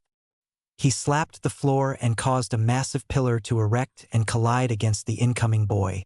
The man's eyes widened as the pillar quickly crumbled from the sheer speed that Izuku was spinning at. That won't work on me. Izuku smirked as he stopped spinning. His expression slowly turned from smug to dizzy. Woo-ah, diarizi. The boy mumbled, sounding drunk as his eyes rolled, quickly turning into comical spirals. Chisaki grunted and began to run forward. Just one touch, and this boy will be dead. Chisaki angrily thought to himself before he jumped forward and slammed his hand against the floor, causing a new pillar to be erected and act as a platform to carry him forward to Izuku. Katsuki, on the sidelines, just snorted. He knew that walks at the ass-crack of dawn never end up normal, but not to this extent. He watched as Izuku fought a big-shot villain, the boy's outrageous goofiness contrasting to the sheer destruction that the opposing force is demonstrating while he's just here taking care of some brat. He promised that he wouldn't be the one watching next time a villain attacks them, but for now he has a job to do. Come on, kid. We gotta go before the idiot starts going wild and pulls the damn sky down on us, Katsuki urged, quickly scooping up Eri from the ground and running away. The girl just watched the ongoing fight with awe, her eyes wide as plates as she watched the white boy laugh loudly and bounce off the buildings like rubber. The loud sounds of a drum are still heard, still following a rhythm. Doom-dut-da-da. Doom-dut-da-da. Doom-dut-da-da. Bang! White warrior Nika, Eri mumbled and watched in awe as Izuku comically winded up a punch before socking Chisaki right in the face, causing the man to fly away and land against the building behind him with an audible crash heard throughout the streets. Ya! Ah-ha-ha-ha-ha-ha-ha-ha-ha! Izuku laughed like a madman, slapping a hand against his forehead as his legs kicked around. Katsuki just looked mildly amused but mostly annoyed. Where the hell are the heroes and why haven't they responded to this yet? I swear this should already be on the news or some such. OT. He huffed, remembering Eri's presence at the last second. As if God answered Katsuki's question, the reporters finally appeared along with the heroes. Instead of doing anything though, they just watched in disbelief as Chisaki and Izuku fought. The villain already recovered from the boy's previous attack and was just aggressively turning anything around him into spikes to attack Izuku, who only laughed and flew around them, dodging with grace, ease, and a little bit of silliness. What the fuck are we looking at? One of the heroes asked, only for another to shrug. Katsuki watched as the heroes stood by looking shocked or confused while the reporters, well, described the absurd situation as best as they could. Aren't you guys supposed to be evacuating any remaining people here? One of the reporters that had common sense asked the heroes with a judgmental tone. The heroes snapped out of their shock as they all nodded and got to work. The heroes and reporters aren't the only ones who appeared though. Wah-ha-ha-ha-ha. Hi-hee-hee how? Who are you guys supposed to be? Izuku's laughing stopped as he spotted different people. Ones that his heart could tell weren't heroes. They were all wearing some sort of strange masks, mostly resembling a bird or a beak. "What took you all so long?" Chisaki asked before he coughed. Hari Kuruno nodded. "Sorry, we only heard about and saw the situation just now thanks to the live streams and news." Chisaki huffed at Kuruno's reason. "Whatever, just kill that damn brat," he ordered, pointing at the flying izuku in the air who was looking at them with excitement. "So he's the kiddo that was throwing you all over the damn place," Kendo Rappa muttered before he chuckled and pumped his fists. He always wanted to fight strong people, and knowing that Overhaul is being easily swatted around by a kid sounded interesting for a hot-blooded fighter like him. "Shut up," Chisaki snapped. "Everyone except Kendo and Rikia. Either distract the damn heroes or get Eri back at all costs. She's being taken away by some kid with an explosion quirk. He's a blonde, go," he angrily instructed as Rikia leapt forward, choosing to attack first. Izuku's eyes widened at the man running towards him. "Yuwa, you're huge." His eyes gained comical stars while Rikia grunted and managed to grab Izuku's leg. "Woohhhh." Immediately, Rikia pulled Izuku down and slammed him against the ground, only for the ground to react like rubber and bounce, with an audible boing from the impact. Rikia was stunned for a second before he quickly tossed Izuku away, sending him flying until he began to skid against the ground, quickly turning into a comical ball as soon as he began to roll.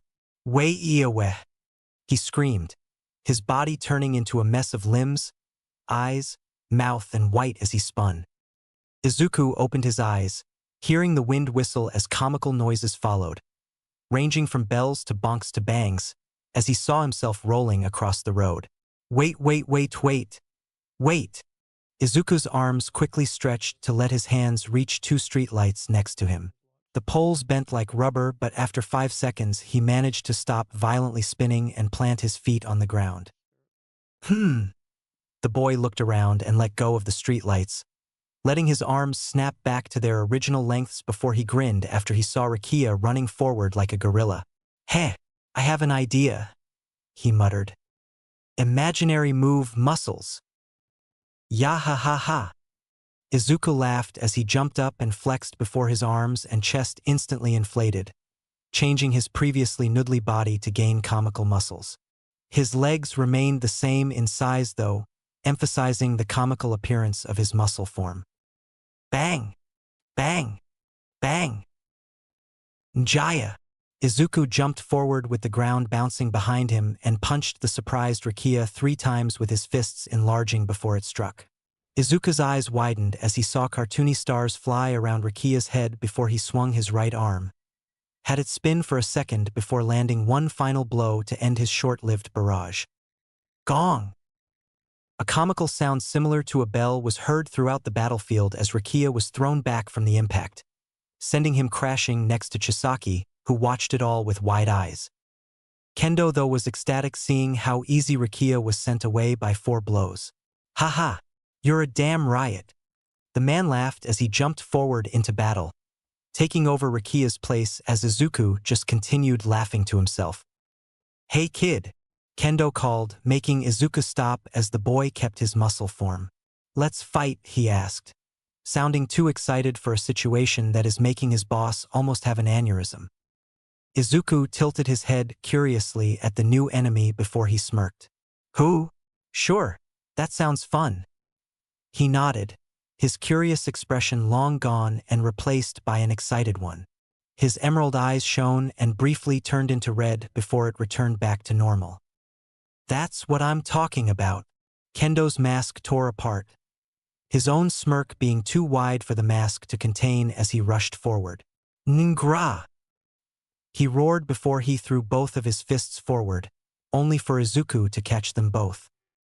Kendo grunted and activated his Quirk strong arm, making his shoulders begin to rotate and move at extreme speeds, enough to make Izuku let go and let Kendo to start sending out a flurry of punches.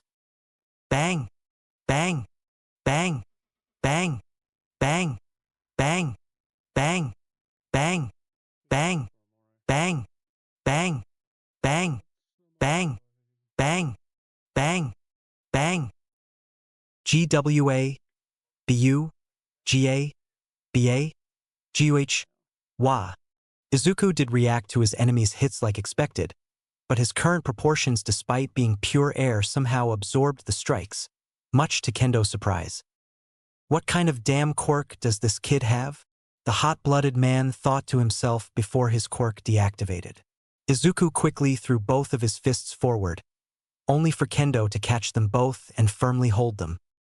Both looked at each other before they grinned as they began to push against each other. Kendo took a step forward and watched as Izuku grunted. The boy's legs literally compressed due to the pressure, but he seemed to not notice it as they continued to push against each other. Soon, the ground cracked from the pressure of their strength, but before Izuku could react, bang! Kendo's knee struck his guts, making him gasp.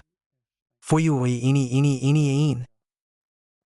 Visible air burst from Izuku's mouth before he was sent flying to the air by the sheer force of air spewing out of his mouth, though he laughed. Wuo wa ea ha ha ha ha heea. Izuku flew all around in the air as he spun, performing wild cartwheels while he flew with his limbs stretching and lashing out at anything near him. The fuck? Kendo watched, his eyes widening at the comical sight before he saw Izuku's arms stretch towards the ground and grabbed it. Imaginary move, counterblow. Izuku grinned. His eyes shined for a moment before he pulled and brought the rubberized ground over his head and then downwards towards Kendo. The ground turned into an archway, much to Kendo's shock before Izuku snickered and began to ricochet all over inside it. Ah fuck! Kendo uttered before he saw Izuku fly towards him at Mach 10. Blowing!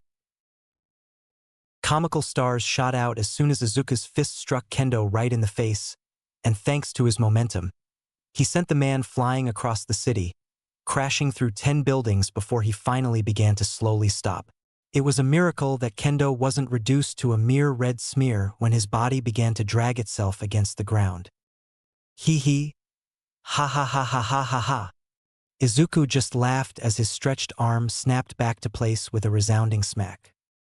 Chisaki looked like he was having an aneurysm. Overhaul versus a new hero? Nedzu muttered as he checked on the livestream of what seems to be Overhaul, having his ass and backup handed in a silver platter. No. That person, he's not listed as a hero in the listings. He observed the strange unknown's appearance. Tall, lanky, noodly, and mainly white in color. White hair that seems to naturally billow like a cloud while resembling fire, solid clouds around the neck, and an odd quirk. The unknown being looked like he was out of place, with the thick black outlines around his body making them look like they appeared from a cartoon. What an interesting quirk. Nedzu smiled at the new puzzle in front of him, though Nedzu quickly frowned. A quirk too interesting for the HPSC to pass up, he added before carefully getting off his seat. Now where did I put it? The stoat thing muttered to himself as he searched the drawers in his office. Let's see. He took out a folder from one of the drawers and opened it, gently blowing off the dust that it released before he sighed. There you are, Nedzu smirked. See, there are actually 4 different types of heroes out there, each with their own skill sets and privileges. Type 1s, aka enforcers, are the variety the majority of people are most familiar with. They work with law enforcement to apprehend criminals, are the most common seen for press releases, etc. Type 2s, or strategists, are heroes like Nedzu himself. They focus more on intelligence and analysis, taking in information and sorting it out before relaying the most pertinent intel to the enforcers, though we do fight from time to time. Type 3s, otherwise known as fortifiers, are the heroes like Recovery Girl, who don't do any form of combat but still support and help from the sidelines. Type 4s, or simply known as backups, are heroes with quirks that are best used when working with other people while still out on the field. Think of them as a subtype for Type 3 heroes. One of those heroes could provide a significant strength boost, though his quirk requires 5 people for it to activate, needing them to work on the field rather than stay inside a safe spot. And finally, Type 5s, otherwise called supernovas, The name certainly sticked out from the rest, yes, but the person who named it was quite eccentric. Are people with a license to use their quirks however they want as long as it's for good purposes or actions that don't affect anyone and that they do not associate with any villains or commit any crime, otherwise a death penalty and a worldwide manhunt would be started against them. There are no supernovas in this era, the last one was from the second Quirk generation, and that man died long ago. They are not legally required to help like other heroes are unless the situation is truly dire enough that they need the nuclear option. I'd never thought that I would be given the honor to be in an era where there is a supernova. Nedzu smiled as he took out the necessary paperwork and went out of his office. Now, let's just hope that the boy will accept my offer or at least think about it. The principal of UA University hummed, walking through the empty halls of his school. Overhaul is fine. He is not scared. No, he is in fact fine. Perfectly fine, calm, composed, collected, and etc. No, he is not at all horrified by the sight of that fucking demon laughing and making the ground bounce like rubber with whatever bullshit disease he has. That thing is not human, it didn't look. It wasn't human, not to Overhaul at least. To be fair, Izuku's body had lost most of its details, only keeping the important ones, so right now he looked like a doodle, something drawn from another world. Not this world. He'd perfectly fit in those ancient cartoons Chisaki's great, and more greats, Grandpa used to watch. He wanted it gone, more than germs. Chisaki huffed and looked to the side, to see Rukia filled with energy, causing his muscles to bulk up almost 10 times thanks to the crowd of heroes nearby. Rukia had bulked up enough to make All Might look like a pool noodle in comparison. Rukia. He breathed out as Rukia looked at his leader. Come here, he ordered. Rukia nodded and followed without any questions. Once Rukia was close enough, Chisaki quickly grabbed his shoulder and narrowed his eyes. Crush. Izuku's eyes slowly widened to comical proportions as he watched Chisaki and Rukia's shadow melt into one before it began to grow. It didn't stop and only continued to grow as the two bodies fused, with the excess energy Rukia had collected somehow siphoning into his muscles and making them grow further until his skin wasn't able to cover itself anymore. Izuku's eyes popped out from their sockets, leaving 2 copies behind as his jaw stretched down to the ground with his tongue shooting out. Boom! Boom! Boom! Now, Izuku is not facing against a person, he's facing against a fucking kaiju. Woohoo! The boy screamed as the gigantic monstrous amalgam of flesh roared. The upper half of Chisaki's body is left exposed, showing him to be connected to the kaiju inside its mouth or beak. The beast was taller than 8-story buildings, with its arms being bigger, making Izuku look like a white dot in comparison. With another roar, the many arms and hands of the kaiju began to lash out everywhere, causing further collateral damage. Izuku's eyes returned to their sockets as he grabbed his tongue and stuffed it back into his mouth before he quickly turned around. Squee! Izuku's legs began to spin before it quickly turned into white spirals. Woo-oh-ea ha ha ha ha ha ha. Izuku laughed as his legs ran forward at ludicrous speeds. He was going fast enough that his upper body began to flail, yet the smile on his face didn't leave. Die! Chisaki's distorted voice roared with the kaiju as it began to chase Izuku, with its bigger arms crushing the other buildings on its path. Boom! A fist came down, almost striking Izuku, who dodged last second and was sent flying up in the air due to impact. Wah-wah-ah-heh! Izuku yelled as he shot up in the air, going past the sky until he finally lost momentum. He looked down and chuckled. Huh! I could see my house from up here, the boy commented before looking around and grinning. He took a deep breath and bit his thumb. The heroes, reporters, and the millions that were watching through the reporter's live stream all collectively paused as they looked up at the cloudy sky. I am he. What in the name of the 50 states of America? They would have cared or cheered for All Might finally arriving, but he also paused to look up at the sky. The sky had a humanoid silhouette, one too colossal for their eyes to believe. Imaginary move, giant. The voice of the boy from earlier was heard, though now it had echoes and sounded booming, deep, as if it was a deity who spoke. The witnesses to this ridiculous, dragged-out fight that the author doesn't want to drag further watched as a gigantic foot split the thick clouds apart before the rest of the body followed. A colossal version of Izuku appeared. Boom! The last thing Overhaul saw was the color white and a wide grin. They all called the entire fight the Overhaul Incident, where an unknown hero took down the entirety of the Shai Hasaikai and the notorious S-rank villain Overhaul and his partners. The unknown hero turned out to be a boy, Izuku Midoriya, who just acted in self-defense as, according to his words, "That fuckus birdbrain tried to kill me when I was saving this small girl, Eri." Which was proven true. This bit of information is not revealed to the public for privacy, of course.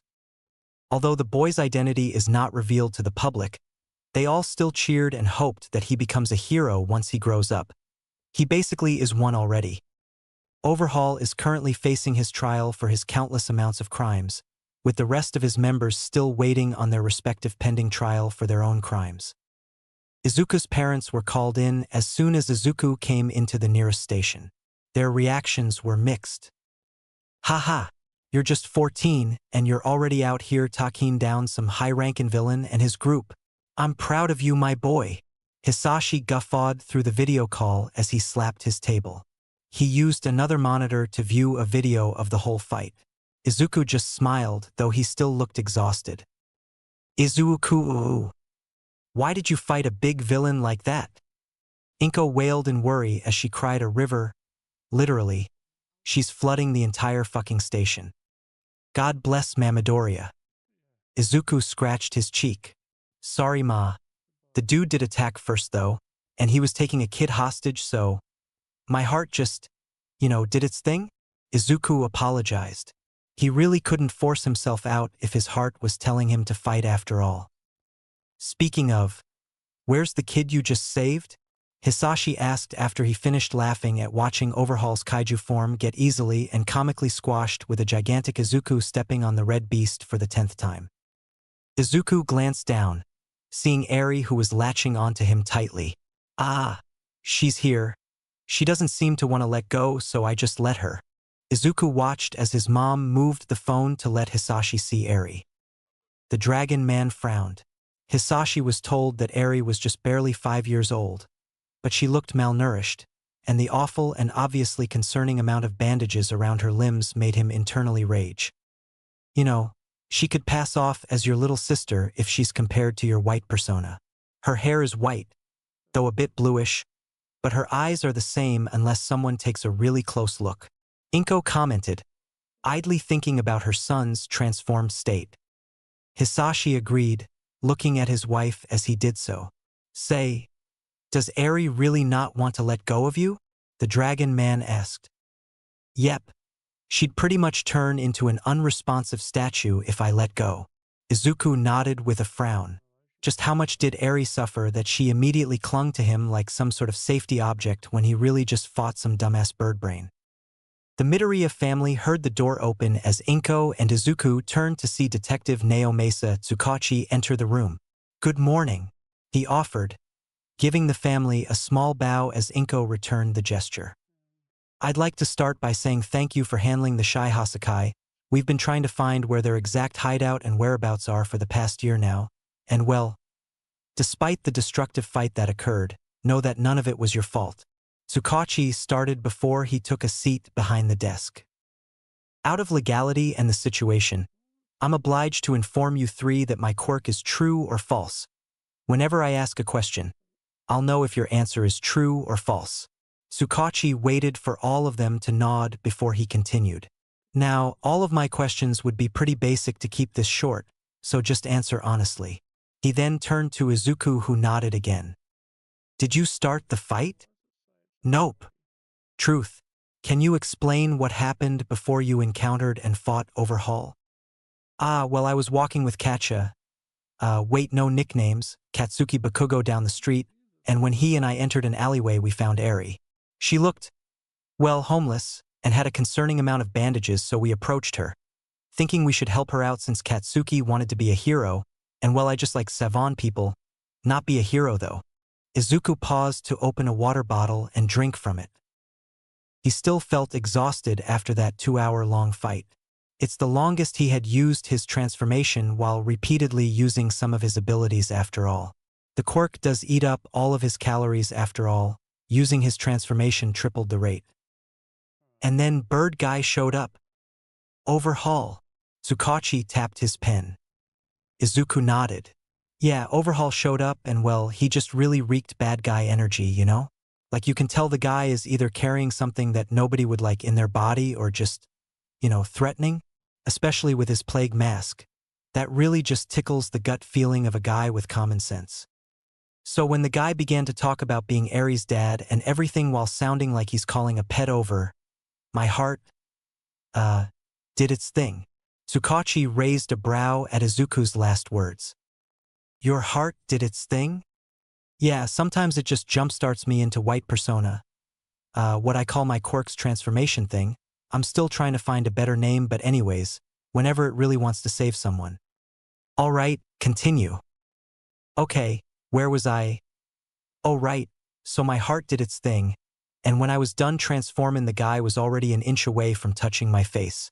Yup. If my heart didn't force me into white persona, then I would have been gone. Reduced to dust. Izuku nodded and took another sip from the water bottle. I trusted Katsuki to take Eri away while I handled this guy, and so started the fight. Is that all? Tsukachi stopped writing. Yup. All right, none were false, so we're going to the next questions now. At any point, did you try to purposely hurt civilians or nearby heroes? Nah, wait. When I was making the ground bounce, I'm pretty sure some of the heroes tripped over themselves. That was funny, but I didn't mean to do that though. True. Now did you intentionally traumatize Overhaul? Somewhere far away, Chisaki's eyes darted everywhere as he rapidly took heavy breaths. Everything is white. Why is it white? He did not like white. Why is it everywhere? He thought that fucking demon is far away. Why is it staring at him? Where is he? Where is it? Why is it laughing? How can he hear it laughing? Why isn't somebody taking the demon far away from him? Why doesn't it leave him? Why is it watching him? I can't breathe. I am drowning. Leave me alone. Stop. Why are you following me? Help me. Stop it. I hate you. Leave. Where am I? Stop watching. Smile. Why are you laughing? Where is Grandpa? Disease. Where is MOM? What are you? Smile. Why can't I breathe? I can't feel anything. Why can't I use my blessing? White. Who are you? Red eyes. Why are you smiling? Are you following me? Where is MOM? Leave me alone. Stop. Help me. I am drowning. Stop listening. Where is Grandpa? Disease. What are you? You're not human. I can't move. Why am I here? Disease. Where is everyone? Help me. Eri? White. I can't breathe. I am drowning. Leave me alone. Stop. Why are you following me? Help me. Stop it. I hate you. Leave. Where am I? Stop watching. Smile. Why are you laughing? Where is Grandpa? Where is MOM? What are you? Smile. Why can't I breathe? I can't feel anything. Why can't I use my blessing? White. Eri. Who are you? Red eyes. Why are you smiling? Are you following me? Where is MOM? Leave me alone. Stop. Help me. I am drowning. Stop listening. Where is Grandpa? What are you? You're not human. I can't move. Why am I here? Where is everyone? Help me. White. I can't breathe. I am drowning. Leave me alone. Eri? Stop. Why are you following me? Help me. Stop it. I hate you. Leave. Where am I? Stop watching. Smile. Why are you laughing? Where is Grandpa? Disease. Where is MOM? What are you? Smile. Why can't I breathe? I can't feel anything. Why can't I use my blessing? White. Who are you? Red eyes. Why are you smiling? Are you following me? Where is MOM? Leave me alone. Stop, help me. I am drowning. Stop listening. Where is Grandpa? What are you? You're not human. I can't move.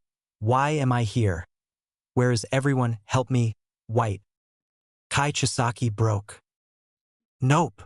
Izuku shook his head. Overhaul is fine, probably. He didn't beat up the guy that much, right? True. That's all of the questions I need for now. I'll contact you, Mr. and Mrs. Midoriya, later if I need to inquire further. Tsukachi nodded and bowed. Though, there is someone that wants to speak with all three of you, he added. The three Midoriyas watched as the detective opened the door to let a creature wearing a suit in. Hisashi's skeptical expression turned into a surprised one. Greetings. Am I a bear? A dog? A mouse? Who knows? But I am the principal of UA University, Nedzu. Hello. The most likely Astote introduced himself cheerfully. He seemed eccentric. Long time no see, Nedzu. Hisashi chuckled, puffs of smoke coming out of his nostrils as he did so. Good morning, Inko offered. Izuku looked at Nedzu and his parents with confusion. Mom? Dad? You know the principal of UA? The boy asked, looking bewildered. Nedzu laughed at Izuku's question. Of course. I was there stopping your father from bursting into tears when he and your mother got married after all. The principal sighed fondly over the memory. Hisashi smiled, looking nostalgic at the mention of his marriage. Ah, Izuku nodded in response. So, I'm assuming your main interest is with my son, right? Hisashi asked as Nedzu nodded. Exactly. How I haven't really noticed the boy's quirk is a true mystery. Maybe some people didn't want me to find out and covered it up. Nedzu huffed. HPSC. Hisashi sounded bitter, his expression showing grimace. Though, that was before he remembered Dr. Hiralik. The man was proven trustworthy after Hisashi confronted him after his boy's diagnosement almost 10 years ago. Worry not, my friend. A good doctor just omitted parts of Izuku's quirk for his safety. Hisashi sighed. Oh, that clears some stuff then. The bear thing nodded and smiled. That fortunately meant the HPSC didn't know either. Anyways, I'm mainly here to ask around young Izuku's choice of career. He then turned to Izuku, who blinked in surprise. Oh, well, I was planning on applying to UA for general studies. Izuku shrugged after responding. Nedzu looked surprised. Really? Really? Nedzu hummed. Interesting. Isn't your quirk perfect for heroism, though? The stoat asked, genuinely interested over Izuku's choice. Ah, yeah, I guess it is. But I had Mom drill in the conditions and rules if I were to become a hero, and I think it's too many rules, enough to just make getting a license kind of not worth it, you know? Still considering it though. Izuku nodded. It wasn't that he really did not want to be one, he's just not really sure yet, so he's settling with the idea of general studies to have the chance to transfer into the hero course in one sports festival. May I ask what rules made you not want to be a hero? Nedzu tilted his head. Ah, well, you know how my quirk just turns everything into becoming rubbery? Yes, I'm quite aware of its true capabilities too. Nedzu nodded, making Izuku gasp before he remembered that the rat is the principal of UA, one of the best universities for heroes out there. Well, it would make people think that I'm causing more property damage than the villains, thus becoming infamous. I don't want to deal with people hounding me. Then, I would have to severely limit my power, which is just, I want to use my own power without any limits or anything. Izuku explained. Ah, but here's the thing, young man. I'm not here to ask you to become a Type 1 hero. Instead, I'm here to ask you to become a Type 5 hero. Nedzu chuckled. Inko and Izuku looked fairly confused, while Hisashi looked surprised. What's the difference? Heroes are heroes, right? Izuku wondered. Nedzu smiled at the boy's words. That is true, though all of the heroes belong to specific groups. Nedzu nodded. We have the Type 1 heroes, the ones people usually know, like All Might for example. Then, the Type 2 heroes, the brains of big operations, I'm under that class. The Type 3 heroes, who support the main ones in the sidelines like Recovery Girl. The Type 4 heroes are retired ones, given choice on whether or not they should act on a situation. Nedzu paused, letting the info sink in before he continued. And now we have the Type 5 heroes, the supernovas, people that wield quirks that the government can't have any control over.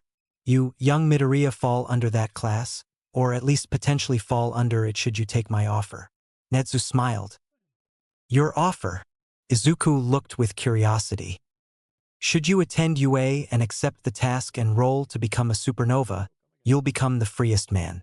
Though I do have to warn you, the moment you use your status as a supernova for less than good reasons, then we'll have to send out a global manhunt against you. Nedzu explained. A global manhunt? Inko shrieked, almost fainting from the thought of Izuku fighting a battalion of heroes without anyone to help him. Hisashi just chuckled. I'm sure that Izuku won't have problems dealing with all of them should it somehow come to that. Hisashi confidently said before he looked at Izuku. And I know that you would never do anything considered villainous. He added. Wait, what exactly would happen to Izuku if he does apply for becoming a Type 5 hero?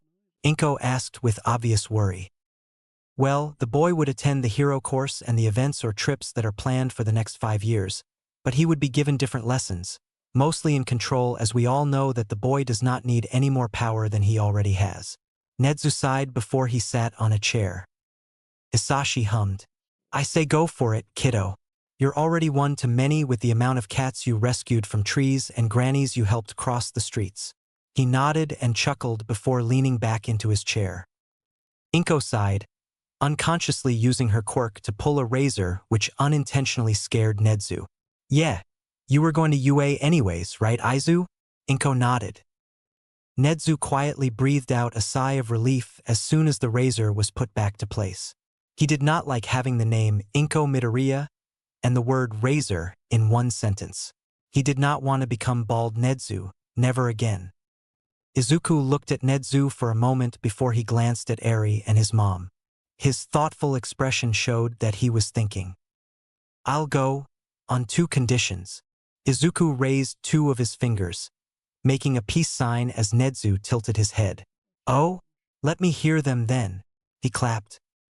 Izuku hummed, remembering one of the many safety precautions hero universities and sometimes high schools like UA has, which was to keep their students in dorms inside the UA's walls, to keep them safe from potential harm from villains or sometimes, actually most of the times, the media.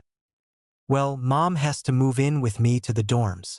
Even if I can act dumb at times, I know that I'm unbeatable, my quirk makes that a fact, but Mom isn't. Once my quirk is revealed to the public, I know some people will start coming after me. And once they realize they can't, they'll move to my family and friends. The boy paused to turn to his mom. And no offense, Mom, he added, only for Inko to wave him off. None taken, dear. Wait, what? Izuku, I wouldn't have a place to be in UA. Inko's expression turned from passive to startled. Nedzu hummed before he nodded. Well, I was planning on finding a staff to keep the students from getting too rowdy in their dorms. Especially with what happened last time. Nedzu shivered, remembering the many destroyed dorms for the first-year hero course students. I suppose someone like Mrs. Midoriya will be able to handle that. Of course I will send out teachers to help, as some students would inevitably be more violent than the rest. He added. Inko adopted a thoughtful expression before she sighed. Fine. I'll accept the job, Nedzu-san. She nodded, making Nedzu smile and clap. Wonderful, the probable chimera exclaimed. Now for the second condition, young man? Nedzu turned his gaze back to Izuku. Food, you'll supply me and Ma a lot of food. Izuku smiled. Nedzu blinked. He honestly thought the next condition would be heavier, but no, this was quite simple. The rat thing laughed. Of course. I assure you, we will never have a time where there's no food in UA, and since we're the top class, we only serve the best of foods. He sighed after regaining his composure. Inko and Hisashi snickered in the background, knowing well about the massive costs that Nezu would have to deal with during Izuku's years in UA.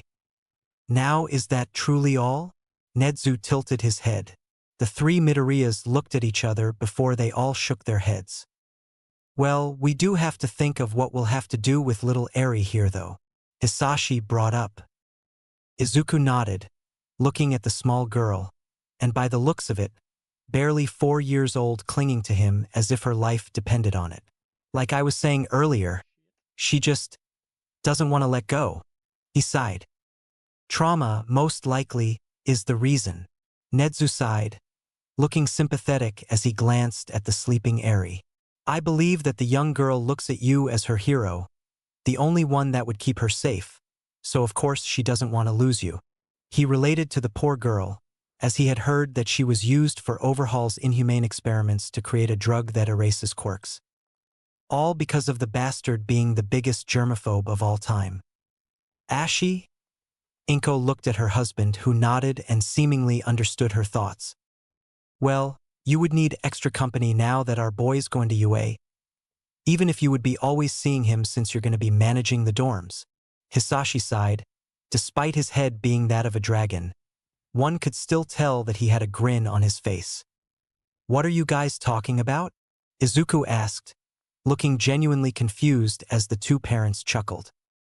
It's obvious enough, honey, you're going to have a little sister now.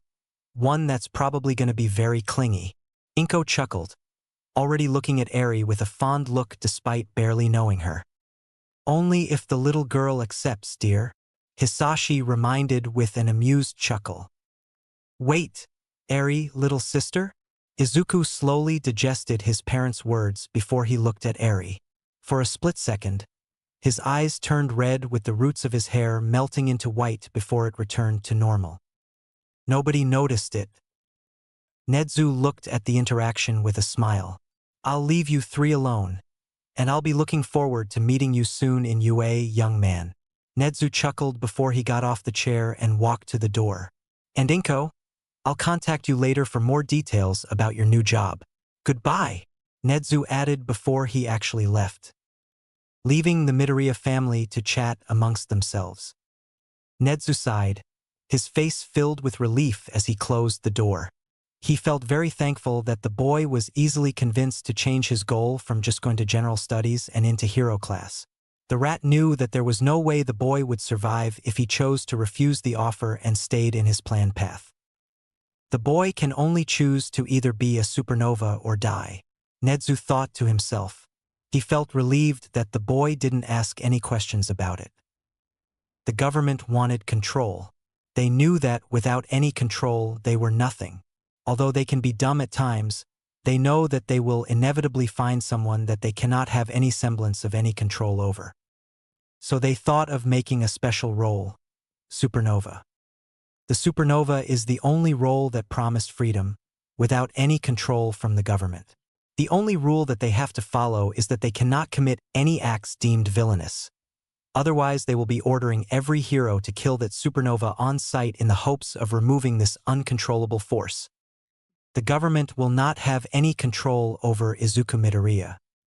Now, the current Prime Minister, Akihito Sora, wouldn't actually be wanting any control over a person, brainwashing or grooming them or any other kind of possession. The man is actually pretty nice with good morals, but he knows when to put his foot down, which made him be respected and followed by politicians. Nezu reminded himself to visit the man later this week to tell him about the boy's quirk and be granted special protection. Moving on, Nezu also knew that the Hero Public Safety Commission would have tried to get Izuku once they found out his quirk later.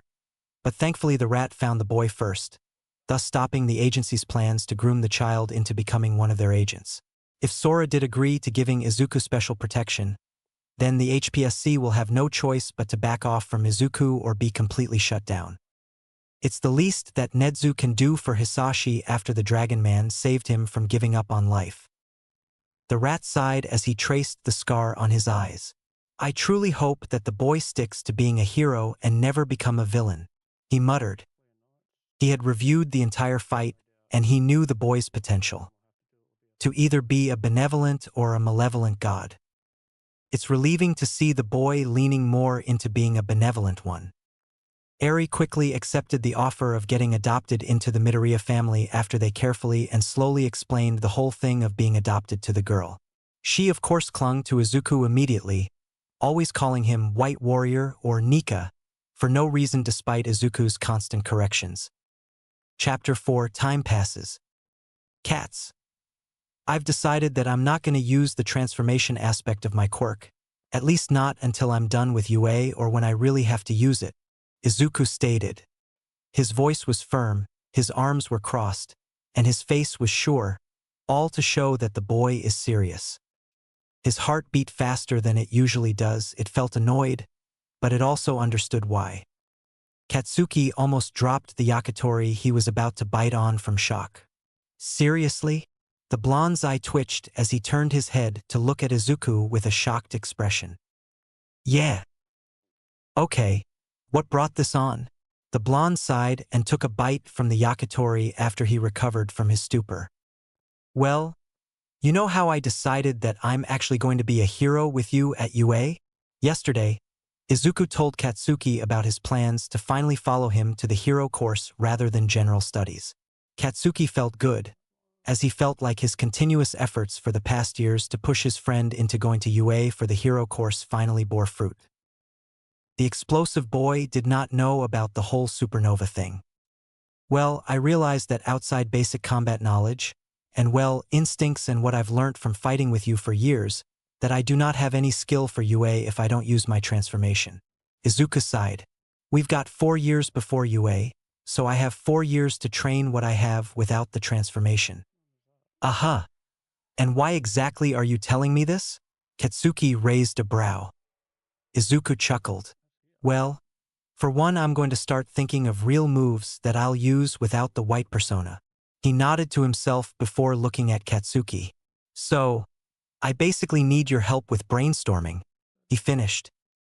Katsuki stared at Izuku with an exasperated expression as he tilted his head. Ha!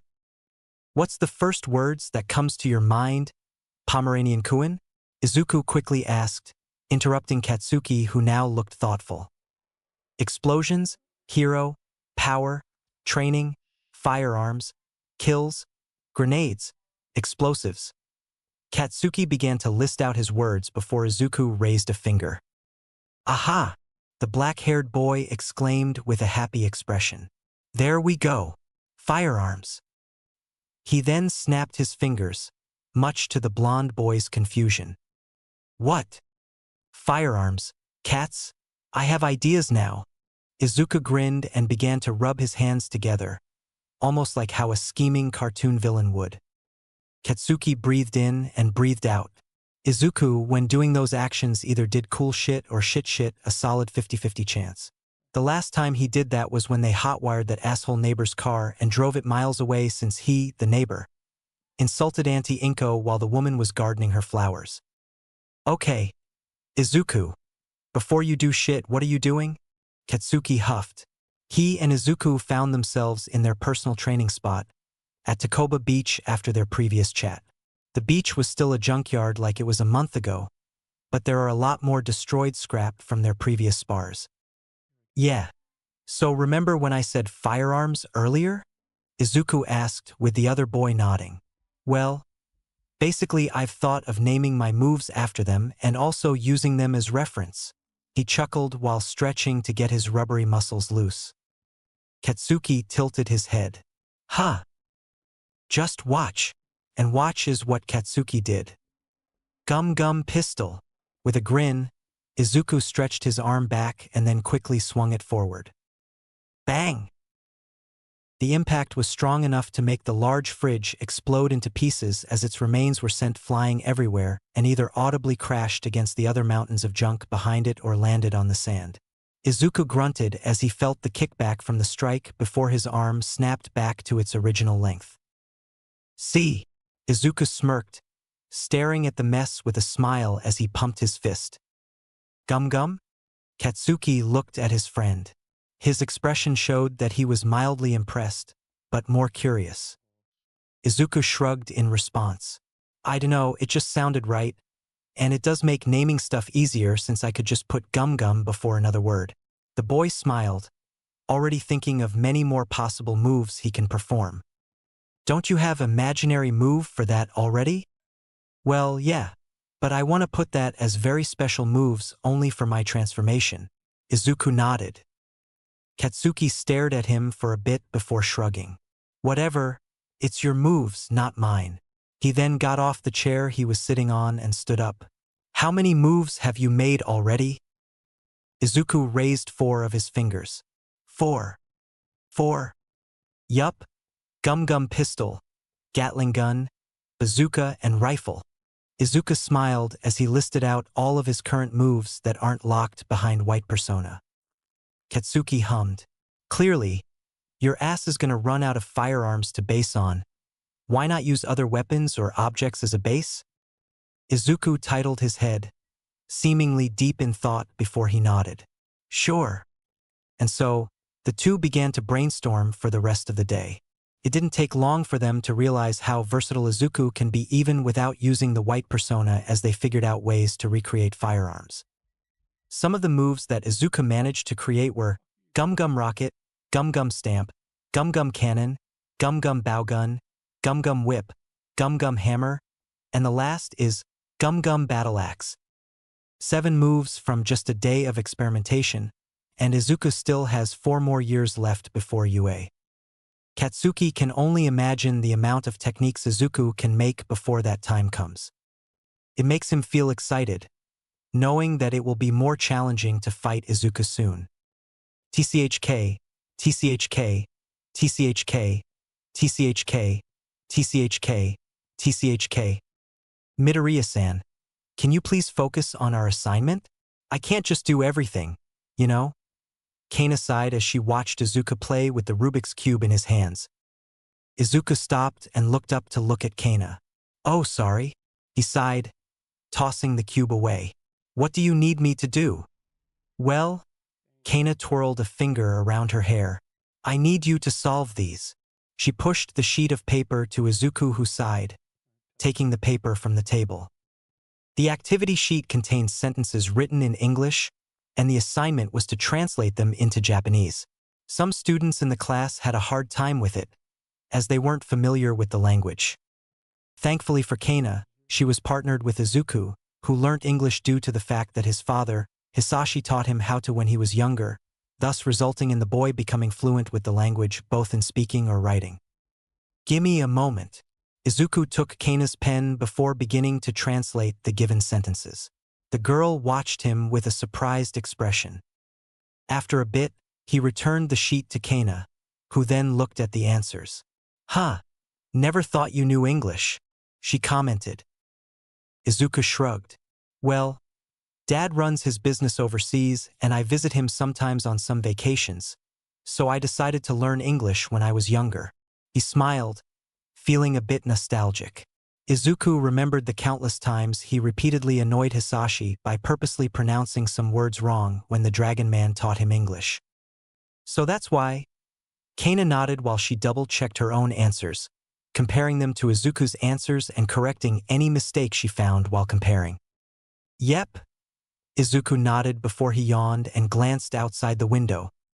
Recently, Izuku has been thinking about many things. Mainly about food, about Eri, about training, and about friends. He never really had friends besides Katsuki, as they either avoided him due to his eccentric personality, habits, and antics, or just him being overly secretive about his quirk. And now, he had Kana and Kanako joining him and Katsuki in their walks or outings whenever they stumbled upon each other. Kanako and Kana are somewhat similar to him and Katsuki now that Izuku thought about it. Does he really consider both girls as friends? They are friendly with each other, they hang out often, and they are pretty cool in Izuku's opinion. But they could always just leave whenever they want to, cut off any connection. He's not even sure if he would ever see them past middle school. Well, he could ask for their numbers, but he's not sure if they're close enough for him to do that. Before Izuku could continue with his thoughts, he felt someone poke his cheek. Ha! He blinked before realizing that Kana was the one who poked him. Midoriya-san, class has already ended, she informed him. Huh, I guess I dozed off. Izuku chuckled before getting up from his chair. He can continue thinking later, for now his stomach wants food. Incredible, Toshinori remarked with wide eyes as he watched his close friend. David's shield showcased a new function for his costumes, one that makes it quickly appear or disappear with a single press of a button. Yes, I'd imagine that it's a hassle for you to always change in and out of your costumes whenever you exhaust yourself. David nodded. He still felt unsure and scared that the peace All Might built would crumble. He truly didn't want to return to the previous and much darker generations. David knows that Toshinori's quirk is beginning to deteriorate, and his time is running out. He is scared of what could happen if the world knows that All Might left, what villains will do once the symbol of peace is retired. Haha. Yes, it is sometimes a huge hassle for me to just stuff my costume into a bag. Toshinori chuckled before coughing, much to David's worry. Toshinori sighed as he finished coughing. Excuse me, he mumbled before clapping his hands. By the way, where's Melissa? I haven't seen her yet today. He smiled and continued to walk next to David. Melissa is still at her school. She should be back in an hour or so. David hummed, glancing at his watch to check the time before letting his hand fall back down. I see. I suppose you can let me see more of your tech to pass time. I am looking forward to the Almighty Mobile 2.0 for a while now. We are not calling the car the Almighty Mobile 2.0. It's Hercules, for God's sake. David sighed, looking exasperated. It doesn't mean I can't call it the Almighty Mobile anyways. Toshinori lightly laughed before he sighed. Though, I would need to ask you and Melissa for some time to talk later. Preferably somewhere with absolutely nobody else. I meant no CCTVs or recorders or any of that kind. He placed a hand on David's shoulder. Now, David looked concerned. May I ask why? Let's say my quirk is much deeper than anyone would expect. Toshinori's glare made it clear to David that he was fully serious. David couldn't help but gulp before he nodded. In a dark, cold room, a tall and bald elderly man with a weird, bushy, beige-colored beard sighed as he watched the same recordings of the overhaul incident on multiple massive monitors. Nedzu-san, he started, turning his attention from the recordings to the rat as he took his own cup of tea. I know that you are qualified in training possible supernovas, but how are we sure that the boy would not deviate from his choice to be a supernova? He has 4 years to change his choice. Nedzu just chuckled at the Prime Minister's words. Don't worry about him, he has ties that keep him on the right path. Have faith in the boy. I know you can do that, Akihito-kun. The Chimera chuckled before taking a sip of his tea. That may be, but those ties can easily be cut in those 4 years. Akihito retorted, making Nedzu sigh. If it would please you, I could ask the Midoriya family to move into UA. I would need special permissions, though. Granted. Get the boy, his mother, and his sister moved into your university as soon as possible. Make sure that they are given top-level security and have some of my agents watching over them whenever they go out. No need to give the boy his agents. We both know and saw that he can handle himself. Akihito nodded as he turned back to the monitors, watching as the transformed overhaul got stepped on by a giant's foot and was turned into a literal pancake. The boy's quirk easily held the title as the most ridiculous quirk in the world, even if its concept can be simplified down to the 3 words which are, everything goes boing. Izuku Midoriya essentially won the genetic lottery's biggest prize. Well, I'll only need the Midoriya family's consent then. I'll send the paperwork later. Nedzu shrugged after hearing what Akihito told him. I fucking hate paperwork, the elderly man grumbled to himself. Even as the Prime Minister of Japan, he is still required to suffer through paperwork like any other man in business. He's sure he can manage to force himself to persevere, if only to keep out possible headaches if the boy does become a loose cannon. Pomeranian-kun, you absolute whore. Izuku huffed with his arms crossed as he glared at Katsuki. Katsuki showed him his middle finger before he spoke. Stop acting like I stole a fucking diamond from your hands. It's just a damn cookie jar. How deep is your backyard? Is it enough to bury a body? What? Fuck you! Izuku hollered as he tackled Katsuki down to the ground.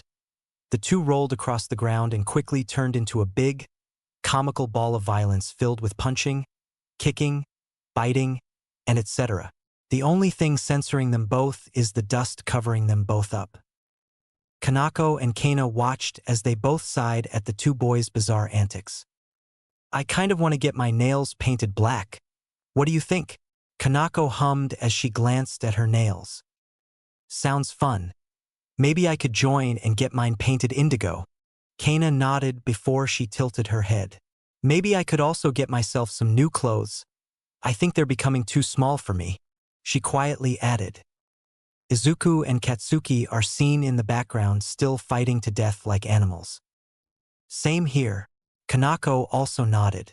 Well, we could also go to the mall later after school, she suggested. I'm in. Kana smiled before they continued watching the two boys brawl.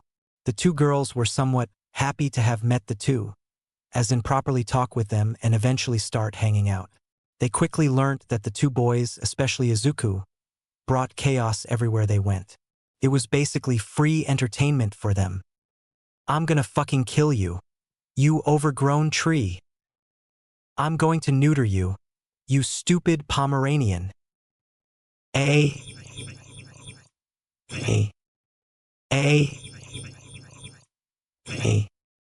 Yeah, life became a bit more lively for the two girls. Ha!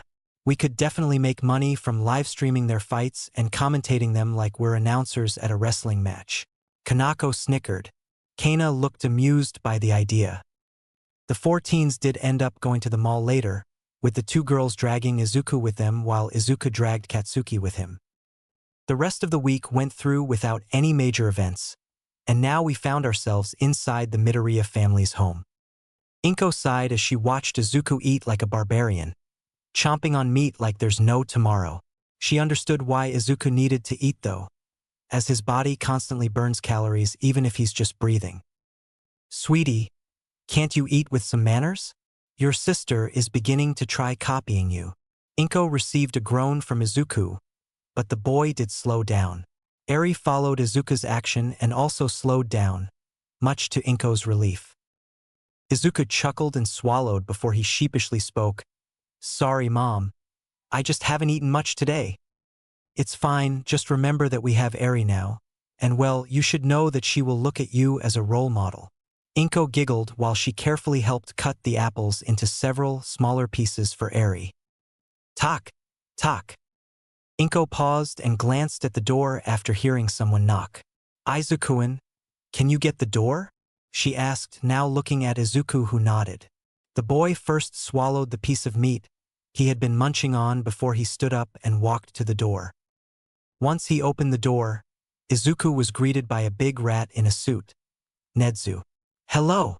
The chimera waved his paw. Mind letting me in? Nedzu-san. Izuku blinked before he nodded and stepped aside to let the animal in.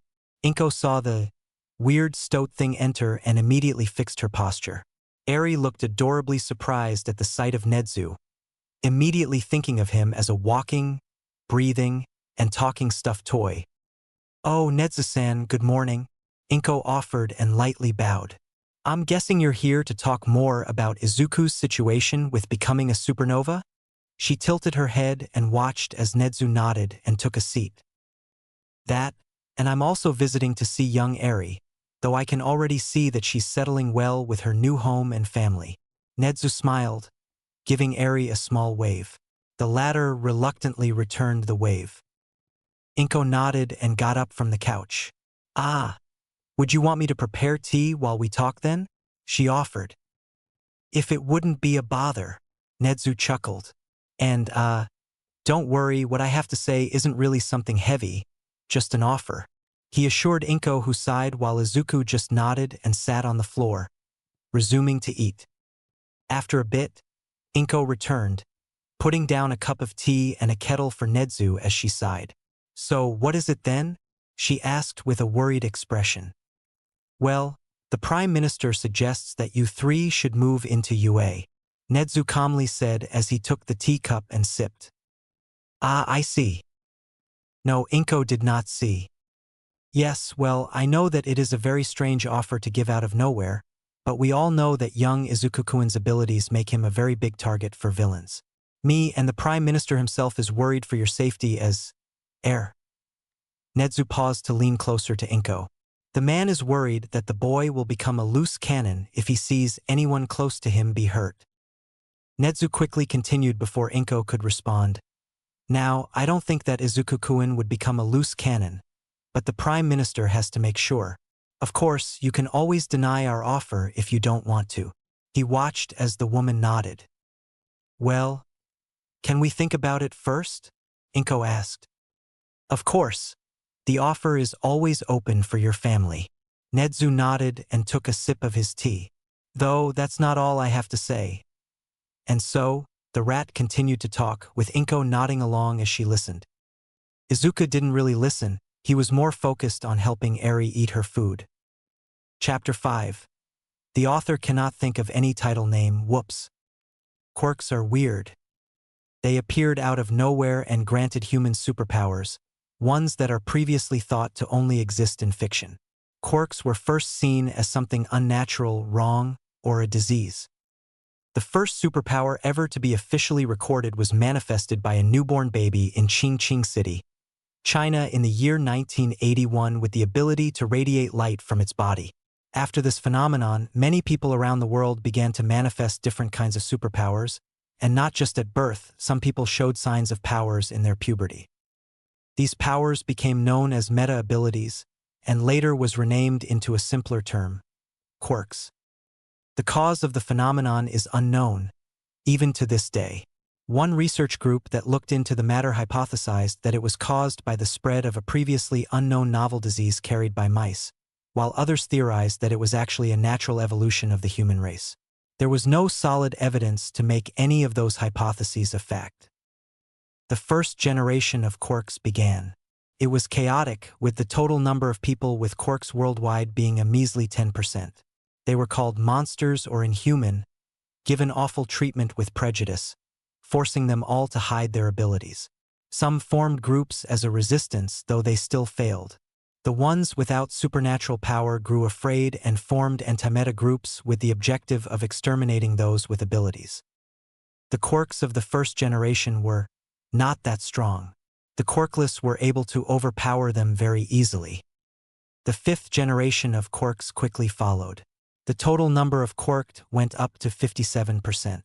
The power of quirks grew exponentially during this generation, which truly started society's collapse. Some of the quirked turned to a life of criminality, using their powers to cause chaos for their own selfish benefit. Some of the stronger people attempted to rally a following that preached a return to a peaceful and stable society. They had 10 million followers at one point, but were later murdered out of jealousy for all the attention and admiration they were getting by a villainous superhuman who was fortunately taken down later on. In the 8th generation, the profession of crime-fighting quirk users, pro-heroes, began to exist, starting in Rhode Island, USA, which caused the vigilantes that appeared from the past generations to slowly disappear. The profession continued to grow more popular and eventually became normalized. Quirk usage is regulated, though after another generation the law became more forgiving. Several licenses were made, though most of them were for heroics, some were made for normal civilians. Some quirks were deemed safe for everyday use, so most people that didn't have a quirk deemed dangerous were allowed to get a quirk license at the age of 14. Though there is something much more bizarre about quirks. There are 3 types known to the public: emitter, transformation, and mutant.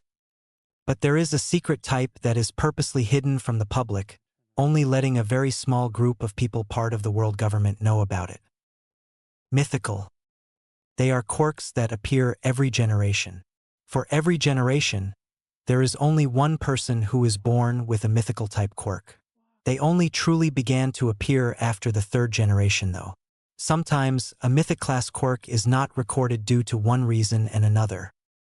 Quirks that are classified as mythical were much stranger and stronger than other quirks from their generation, and strangely enough, they carry their own will and unconsciously shape the person to somewhat become the embodiment of that will.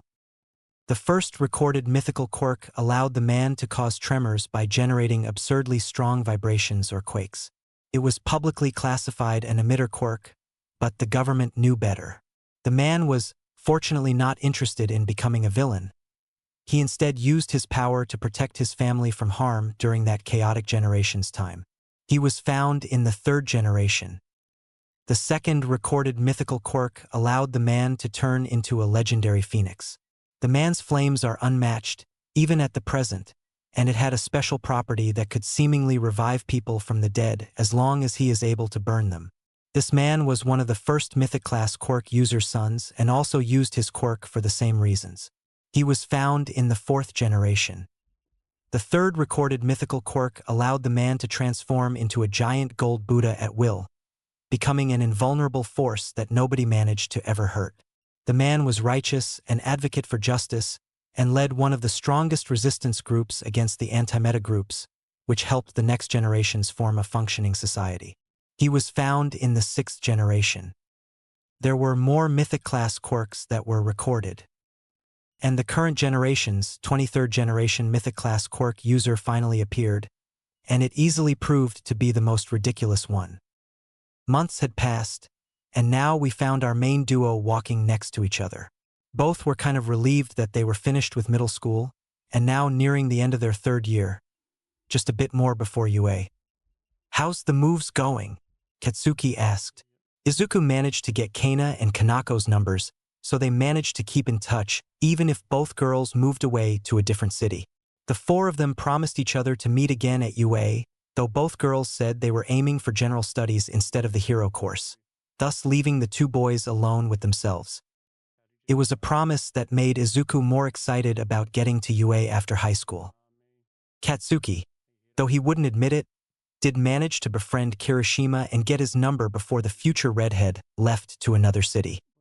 "Good. I'm still trying to perfect Gatling gun, but I think I could try making a new one today." Izuku nodded as he and Katsuki walked into Takoba Beach. The junk on the beach isn't fully cleaned out yet, but the two boys can see that they are making progress. Katsuki clicked his tongue. "Tisk, it's been a week already. What's taking you so long about that move?" "Well," Izuku frowned, "the only problem left about it is controlling the range, as in getting the punches focused or widespread." "Good enough." Katsuki nodded before they both walked into a clearing. The two stared at each other for a moment before they both grinned and tensed up. Izuku moved first. Whoosh! Gum gum whip!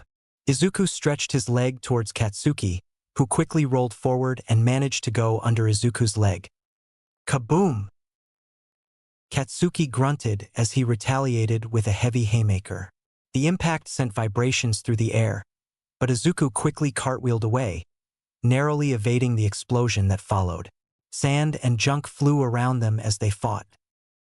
Izuku continued to dodge by ducking and weaving, narrowly avoiding the punches that Katsuki threw as the latter's hands erupted around him, sending more sand into the air. With a grunt, Izuku leapt and somersaulted over Katsuki, landing behind him with a thud. "The foo!" Katsuki quickly turned around, but before he could react, bang! Gum gum bullet! Izuku hollered as he stretched his arm, far behind him, quickly dashed forward before he snapped it back to deliver a powerful blow directly against Katsuki's face. The impact sent Katsuki flying through the air, crashing into a mound of discarded junk with a resounding thud. Katsuki coughed as he rose from the wreckage. "Fucking hell!" He cursed before he glared at Izuku with a manic grin on his face. The sweat on his palms ignited again, causing explosions to erupt and propel him forward. Boom! Izuku closed in for another punch, only to be caught off guard by Katsuki, who closed in and quickly unleashed a devastating explosion point-blank. The impact sent Izuku tumbling backward before he crashed into a heap of discarded metal. As the smoke cleared, Katsuki narrowed his eyes, his palms still smoking as he huffed. "That hurt," Izuku said as he slowly rose from the wreckage with a determined glint in his eyes. Katsuki scoffed. "Of course it should. Izuku just chuckled at his friend's words before his expression turned into a serious one. Both teenagers quickly dashed forward with Gum Gum Pistol. Izuku quickly threw his fist forward, letting his arms stretch as Katsuki snarled, his palms igniting with explosions. Tisk! Katsuki scoffed and quickly sidestepped past the stretched arm before he lunged forward and tackled Izuku down. The sweat on his palms glowed as they prepared to ignite. Izuku quickly noticed it and kicked the blonde in the guts. Katsuki spat out saliva from the impact as Izuku grabbed his shoulders and began to spin. Whoosh!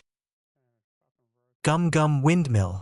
Izuku's torso began to twist repeatedly as he swung Katsuki around, gaining more speed with each twist before he grunted. Fly away! The black-haired boy hollered as he began to untwist, becoming faster and faster before he finally let go of Katsuki, sending the blonde flying. Katsuki once again crashed into a mound of discarded junk with a resounding thud, though this time more violently. Are we done yet? Izuku huffed as he looked at where Katsuki landed, only to hear the sounds of explosions cracking. Izuku's eyes narrowed as he tensed up. Guess not. He sighed before seeing Katsuki rise from the wreckage with a furious expression on his face.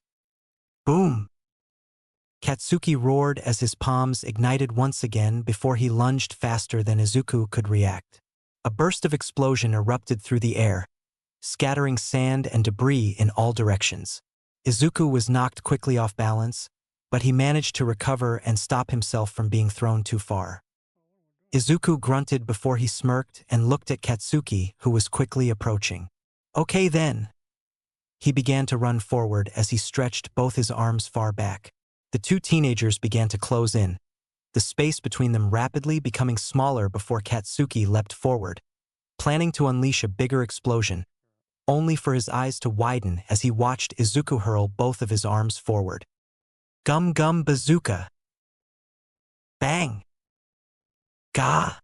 Katsuki hollered as he got struck in the stomach with both of Izuku's palms.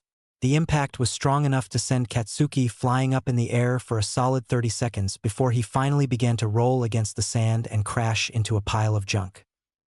Izuku's arms snapped back to their original lengths as he panted and waited to see if the blonde would manage to get up from the strong impact. After a minute of silence, he smiled, letting himself relax as he walked to where Katsuki landed. There he saw Katsuki, who was breathing heavily. He seemed to be impressed. Your moves aren't shit. I'll give you that, he begrudgingly admitted with a scowl, his hands still smoking from all the explosions earlier. Thanks. You improved too, you know? Izuku replied with a grin, offering a hand to help Katsuki up. The blonde just swatted his hand aside and got up on his own, making Izuku pout. Of course I did, and I'm not gonna stop improving. Katsuki nodded before he huffed. The two took a break afterwards before they continued to spar for the rest of their day. Unknown to the two boys, they were being watched. Nedzu easily figured out what Izuku commonly does in his free time, which is cleaning a beach-turned junkyard with his blonde friend. So he planted minuscule cameras all over Takoba Beach to monitor them. It's an invasion of privacy, sure, but Nedzu does not give a single shit, nor does the Prime Minister because he's the Prime Minister. Now, you readers could ask why they both weren't doing anything over the fact that Izuku and Katsuki are using their quirks in public despite that being illegal, but they both really just didn't care. Nedzu was happy about the situation due to the fact he was originally planning to hire people to clean up that beach but learned that the two boys are already doing it themselves, which meant he wouldn't need to toss a single yen to complete his plan for Takoba Beach. Akihiro just liked seeing the beach he visited often as a child slowly returning to its former glory. Nedzu chuckled as he and Akihiro watched Izuku and Katsuki start another sparring session. Not bad, the two of them, Akihiro remarked. He is still fairly paranoid over the boy, but he could see that Izuku has pretty good morals based on the records he saw from earlier. The boy does save a lot of cats for some reason, almost as if his body just automatically walks to the nearest cat that's in peril. Yes, Nedzu agreed with a smile on his face. They are definitely going to be more experienced than the other students that will appear in UA. He nodded. Most students, around 70% of them, only begin seriously training their quirks around a year or two before they enter a school catered towards heroics, which makes people like Izuku and Katsuki a rarity. Akihiro turned away from the monitors to face Netsu. How did the Midoriyas react to the offer of them moving in? He asked. Well, they did accept, but they will only move once Izuku starts training and studying in UA. Understandable. Akihiro sighed before he continued watching Izuku. The boy's situation is strange. His quirk is definitely mythic class, but he somehow already has access towards the quirk's full power. Normally, mythic class quirks need some sort of requirement to be fulfilled before they give the owner access to their full power, and if they didn't complete that requirement, then they'll just be stuck with the baseline powers that their quirk provided. Izuku never had that requirement, which adds up more to the confusion and mystery of his quirk. It also puts the boy in a confusing state where he can easily access the quirk's true power, but now has to learn all the things he can do in his base form. In other words, Izuku has full access to his ultimate form but barely has ideas of what he can do outside it. Compare it to playing a game, with your character having access to their strongest transformation but they still haven't learned other skills yet. Confusing. The unidentified mammal creature and the Prime Minister continued to watch the two boys with interest. Just 2 years ago, in Island, Uncle Might is ASSS Skeleton. A blonde girl cried out in horror as she looked at All Might's true form, Tashinori Yagi. The older blonde nodded at his niece's horror before he sighed. Yes, I know that this is a pretty shocking sight, Tashinori agreed. He still felt a bit offended by how much Melissa looked horrified at the sight, but he couldn't blame her, as he himself sometimes doesn't want to believe what he sees in the mirror sometimes.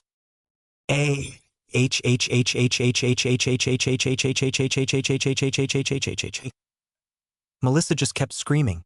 Tashinori and David just watched her patiently. How long will she take before she stops?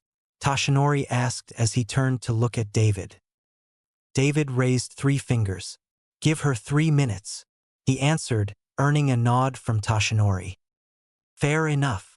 And so they waited, and once Melissa was finished with her panic rant, she looked exhausted, confused, bewildered, and shocked. The young blonde felt too many emotions, as if she just went through the 5 stages of grief under a singular second. Okay, she shakily nodded before looking at Tashinori. Since when did you, become like that? She asked, gesturing at the gaunt man's appearance. Well, it all started 5 years ago, Tashinori sighed as he pulled up his shirt, making David wince and Melissa almost hurl from the sight. It was a mess of red and purple skin with surgery scars that crossed over each other and surrounded a central point just under the left lung. It was spread all over. It went from as far down as his pelvis all the way up to his left pectoral. It was a horrible sight, especially for Melissa, who once thought of her uncle, Might, as an unbreakable pillar. This, Tashinori gestured at the injury, is an injury I got from an enemy attack years ago. He sighed, letting the shirt fall down and hide the wound. Half of my respiratory organs were destroyed, and I lost my whole stomach. No kind of healing quirk was able to heal me.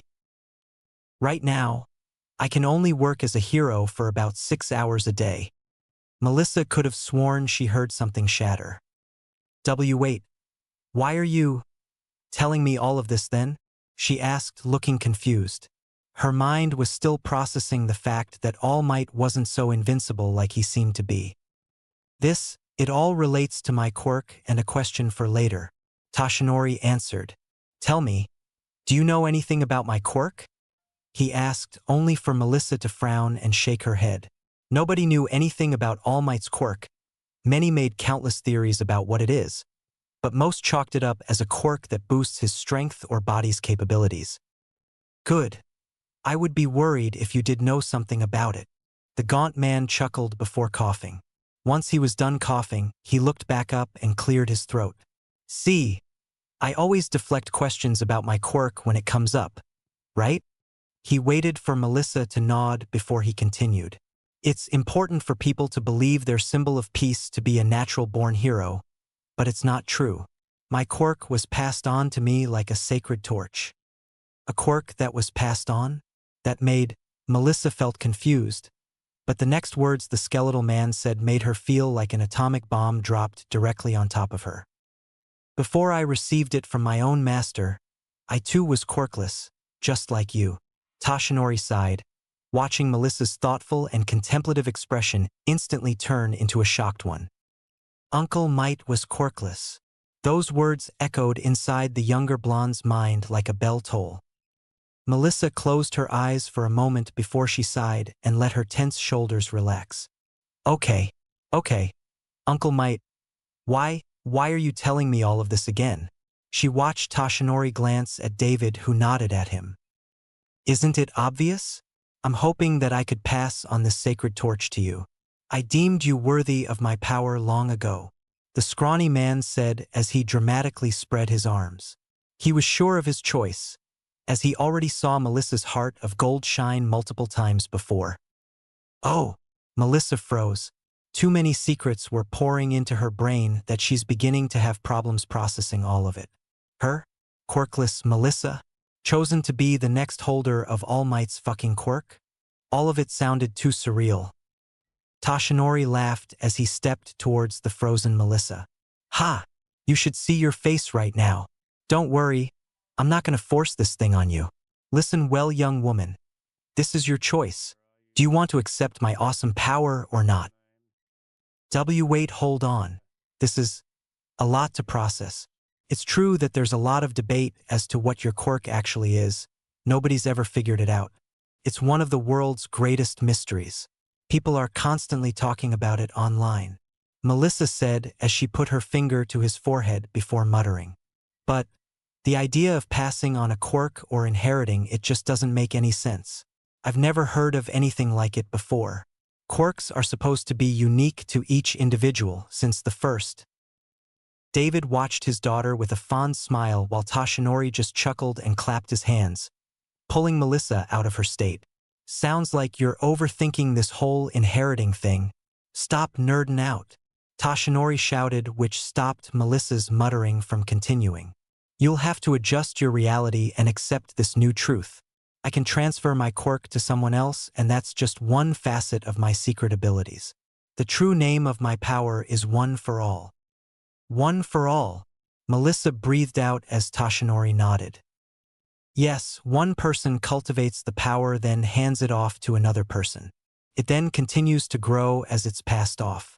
This cultivated power allows me to save those who are in need of a hero, the truth behind my strength. But why would you choose me to give a gift like that? What if I can't live up to it? The younger blonde asked, unsure if she could truly handle the responsibility of carrying the quirk of All Might. I told you already, I deemed you worthy of my quirk, and I'd be lying if I said you don't deserve to have a chance to be a hero. Toshinori gently placed a hand on Melissa's shoulder. But I never trained. I'm kind of fit since I follow a diet, sure, but I've never trained once in my life. How do I know that I'll even be able to properly use your power? Melissa frowned. Toshinori just smiled. You have 3 years before you'll go to a hero university. I'm sure we can build up your body to be powerful enough to hold the power of One for All, he reminded, with David nodding next to him. Melissa looked at her father and uncle figure for a bit before she nodded. Her previous doubtful expression transformed into a determined one. Okay, I'll do it. I'll inherit One for All. She nodded. Toshinori smiled, seeing the fiery determination in Melissa's eyes. Though, he couldn't help but feel like he's been somewhat pushed or influenced into taking this decision. Nah, it's probably nothing. The quirk didn't really feel good about its vessel's choice of not using its full capabilities, but it understood why. But freedom is not to be restrained. It will not allow itself to be chained down. If it let itself be pulled down by the rules, then it wouldn't be freedom. So, it thought to push and change certain events to produce more entertainment for the quirk to watch while it waited until his vessel finally unleashes it again. If it wasn't going to be used for a long while, then it would just have to provide itself entertainment by moving the world around. It's sure that Mother Fate wouldn't mind, as this universe had already detached long ago from what she deemed canon, ever since it chose its precious vessel and changed parts of history, and that she also favored it for being one of her more friendly and morally good children. The Quirk laughed with excitement, seeing the future events that may or may not happen due to its meddling. Meanwhile, in Muzutafu, achoo!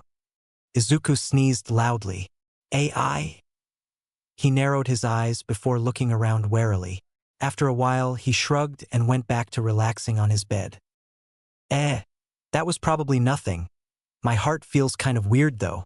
He yawned and then went back to sleep. He has better things to do than worry over what's probably nothing.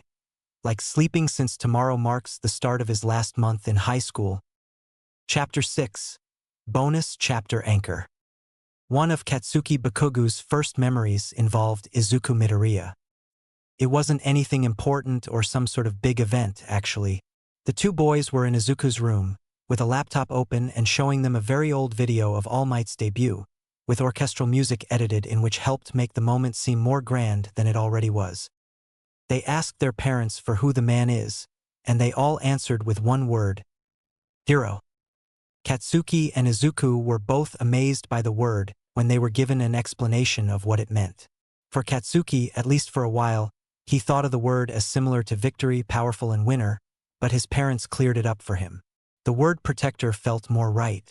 Just by being powerful doesn't mean you're a good hero. The reason why All Might is the best hero out there is because he protects the people, not just fighting villains and winning. Some of his memories were blurry, but the rest that he can remember sometimes involved Izuku. Izuku Midoriya was a staple in his life. When his quirk, explosion, came, everyone around him began to shower him with praises. He loved it, being told that he's the best, he's powerful, and he's going to be a hero, but also hated it at the same time. He liked the feeling of being acknowledged, but he also felt like he was being flooded with the sheer amount of people flocking to him. Then there was Izuku. He was never afraid to call Katsuki out if he does too much, always pulling him out of situations where he would have been given a bruise or something. He was like an anchor, keeping Katsuki grounded enough that the blonde eventually began to see how much his classmates and teachers are sucking up to him just because of his quirk. It was somewhat annoying for Katsuki when Izuku told him that he doesn't want to become a hero like him. It made him feel upset, somewhat betrayed, but also confused. Years later, he smirks and laughs over this particular memory, seeing the irony due to the fact that his brother is rising through the ranks faster than light. The main thing he remembered from his childhood is when Izuku's hair turned white.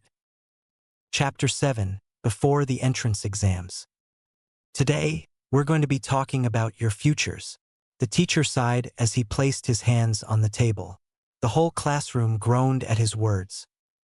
Finally, the last year in high school is almost over. The main duo shared a glance with each other. This month will be the last for you all.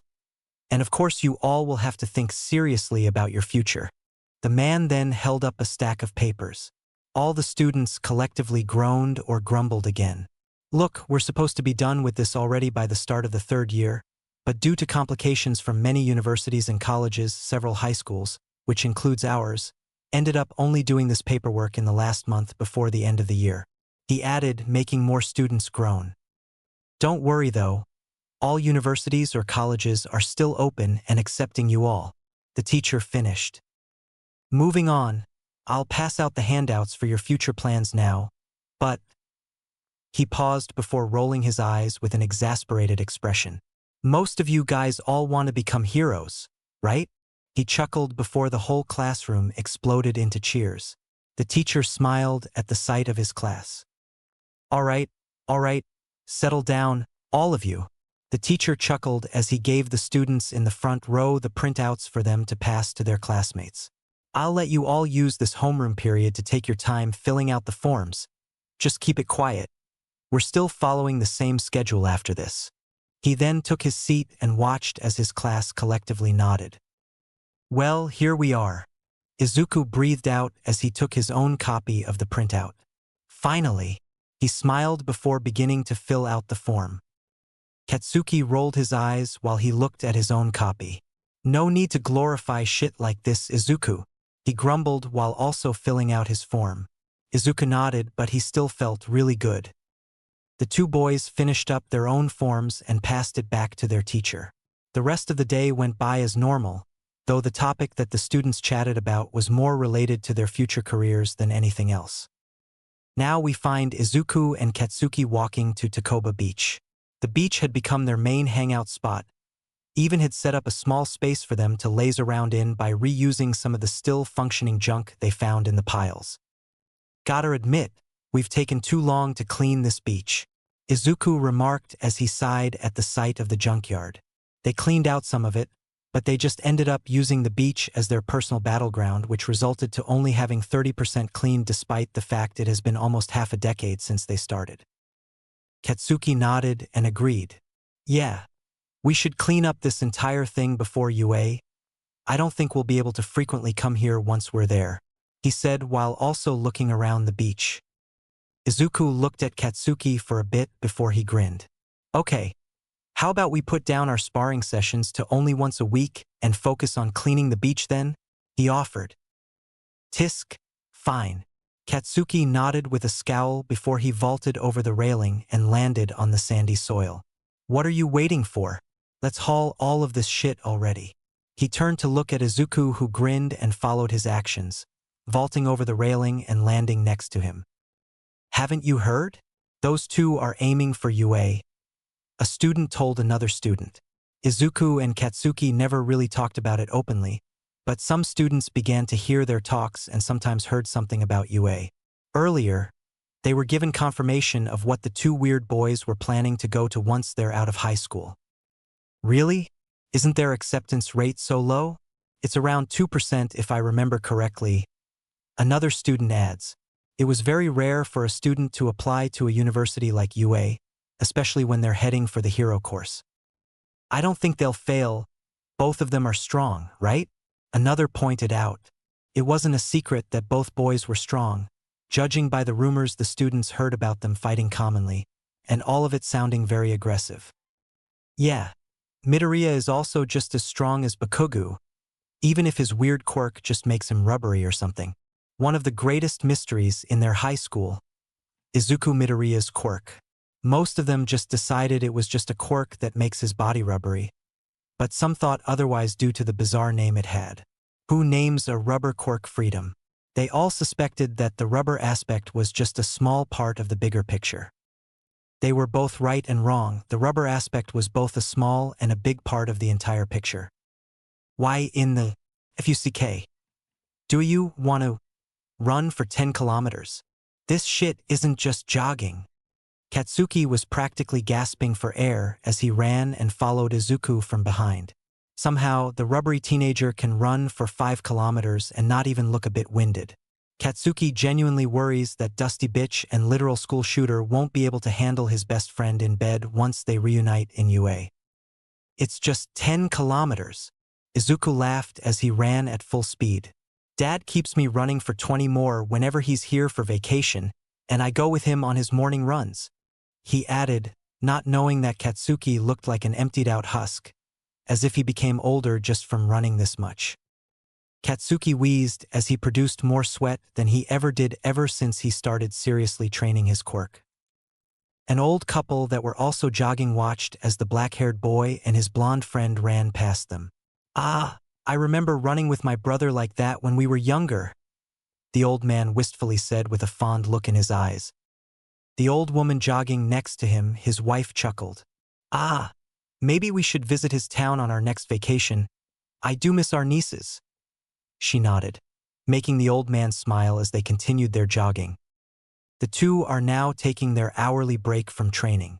Izuku and Katsuki sat next to each other on the sandy floor as they drank their own water bottles, a mountain of junk around them acting as cover from the hot sun. Hey, cats, what if I flip this bottle, and it lands perfectly? Izuku asked while Katsuki gulped down a bottle of water. The blonde tossed the empty bottle away and looked at Izuku before shrugging. Izuku took it as a yes, and tossed his own water bottle forward, only for it to go flying in the air before it spun back and knocked another bottle from a mountain of plastic bottles. Dumbas. OHF is fish. They both screamed at unison as the mountain of plastic bottles collapsed and buried them under. God fucking damn it, Izuku, Katsuki swore underneath their plastic grave. Whoops. Izuku was not apologetic at all. Rubbery batsard Izuku, hey. Rubbery batsard Izuku, how's things over there? Smoking hot, Kanako doing fine with studies, bored as shit though. Izuku rolled his eyes at Kanako's response before he replied. Rubbery batsard Izuku, nice. A heavy rifle, Kana studies are not boring, Kona, you're just smart enough that you already know what the teachers are teaching. Smoking hot, Kanako THX babe, and I'm also dumb as bricks actually. Izuku paused and raised a brow before he shook his head. It has been 2 years since the two moved out, and if he remembered correctly went on the same high school, a lot could have happened during that time frame. Rubbery batsard Izuku, whoa, when did you two hook up? Smoking hot, Kanako, like a month ago, I forgot to mention lol. Kona, you said we're going to tell them about our relationship in UA, not new ow. The flustered Kana couldn't help but whine as she buried her face into her girlfriend's bosom. Kanako just rolled her eyes and kept gently brushing Kana's hair. Smoking hot, Kanako, wait, fuck, Ina is steaming red, I forgot we're supposed to keep this a secret tea. Rubbery batsard Izuku, lol. Like his message, Izuku just snickered at the thought of a flustered Kana. Kinj explosion murder. Katsuki Izuku, get the fuck over here, we need to continue training. Rubbery batsard Izuku, okay damn, no need to scream at the chat Pomeraniankin. Smoking hot, Kanako, ha. Anyways, me and Ina will keep cuddling, GL training you two, bye. Rubbery batsard Izuku, bye, and say thanks to Ina for me. She really helped me pass through my math exam last month thanks to her pulling an all-nighter to teach me shit. Smoking hot, Kanako reacted with a thumbs up. Back to training. Izuku nodded and put his phone back in his pocket before joining Katsuki on the beach. The rest of their third year finished, but the progress of cleaning Takoba Beach never stopped. Instead, it became faster, to the point Izuku and Katsuki managed to clean out most of it, with only 3 more mountains of junk left to clean. They were close to their goal, and they will not appear at UA without this goal being cleared.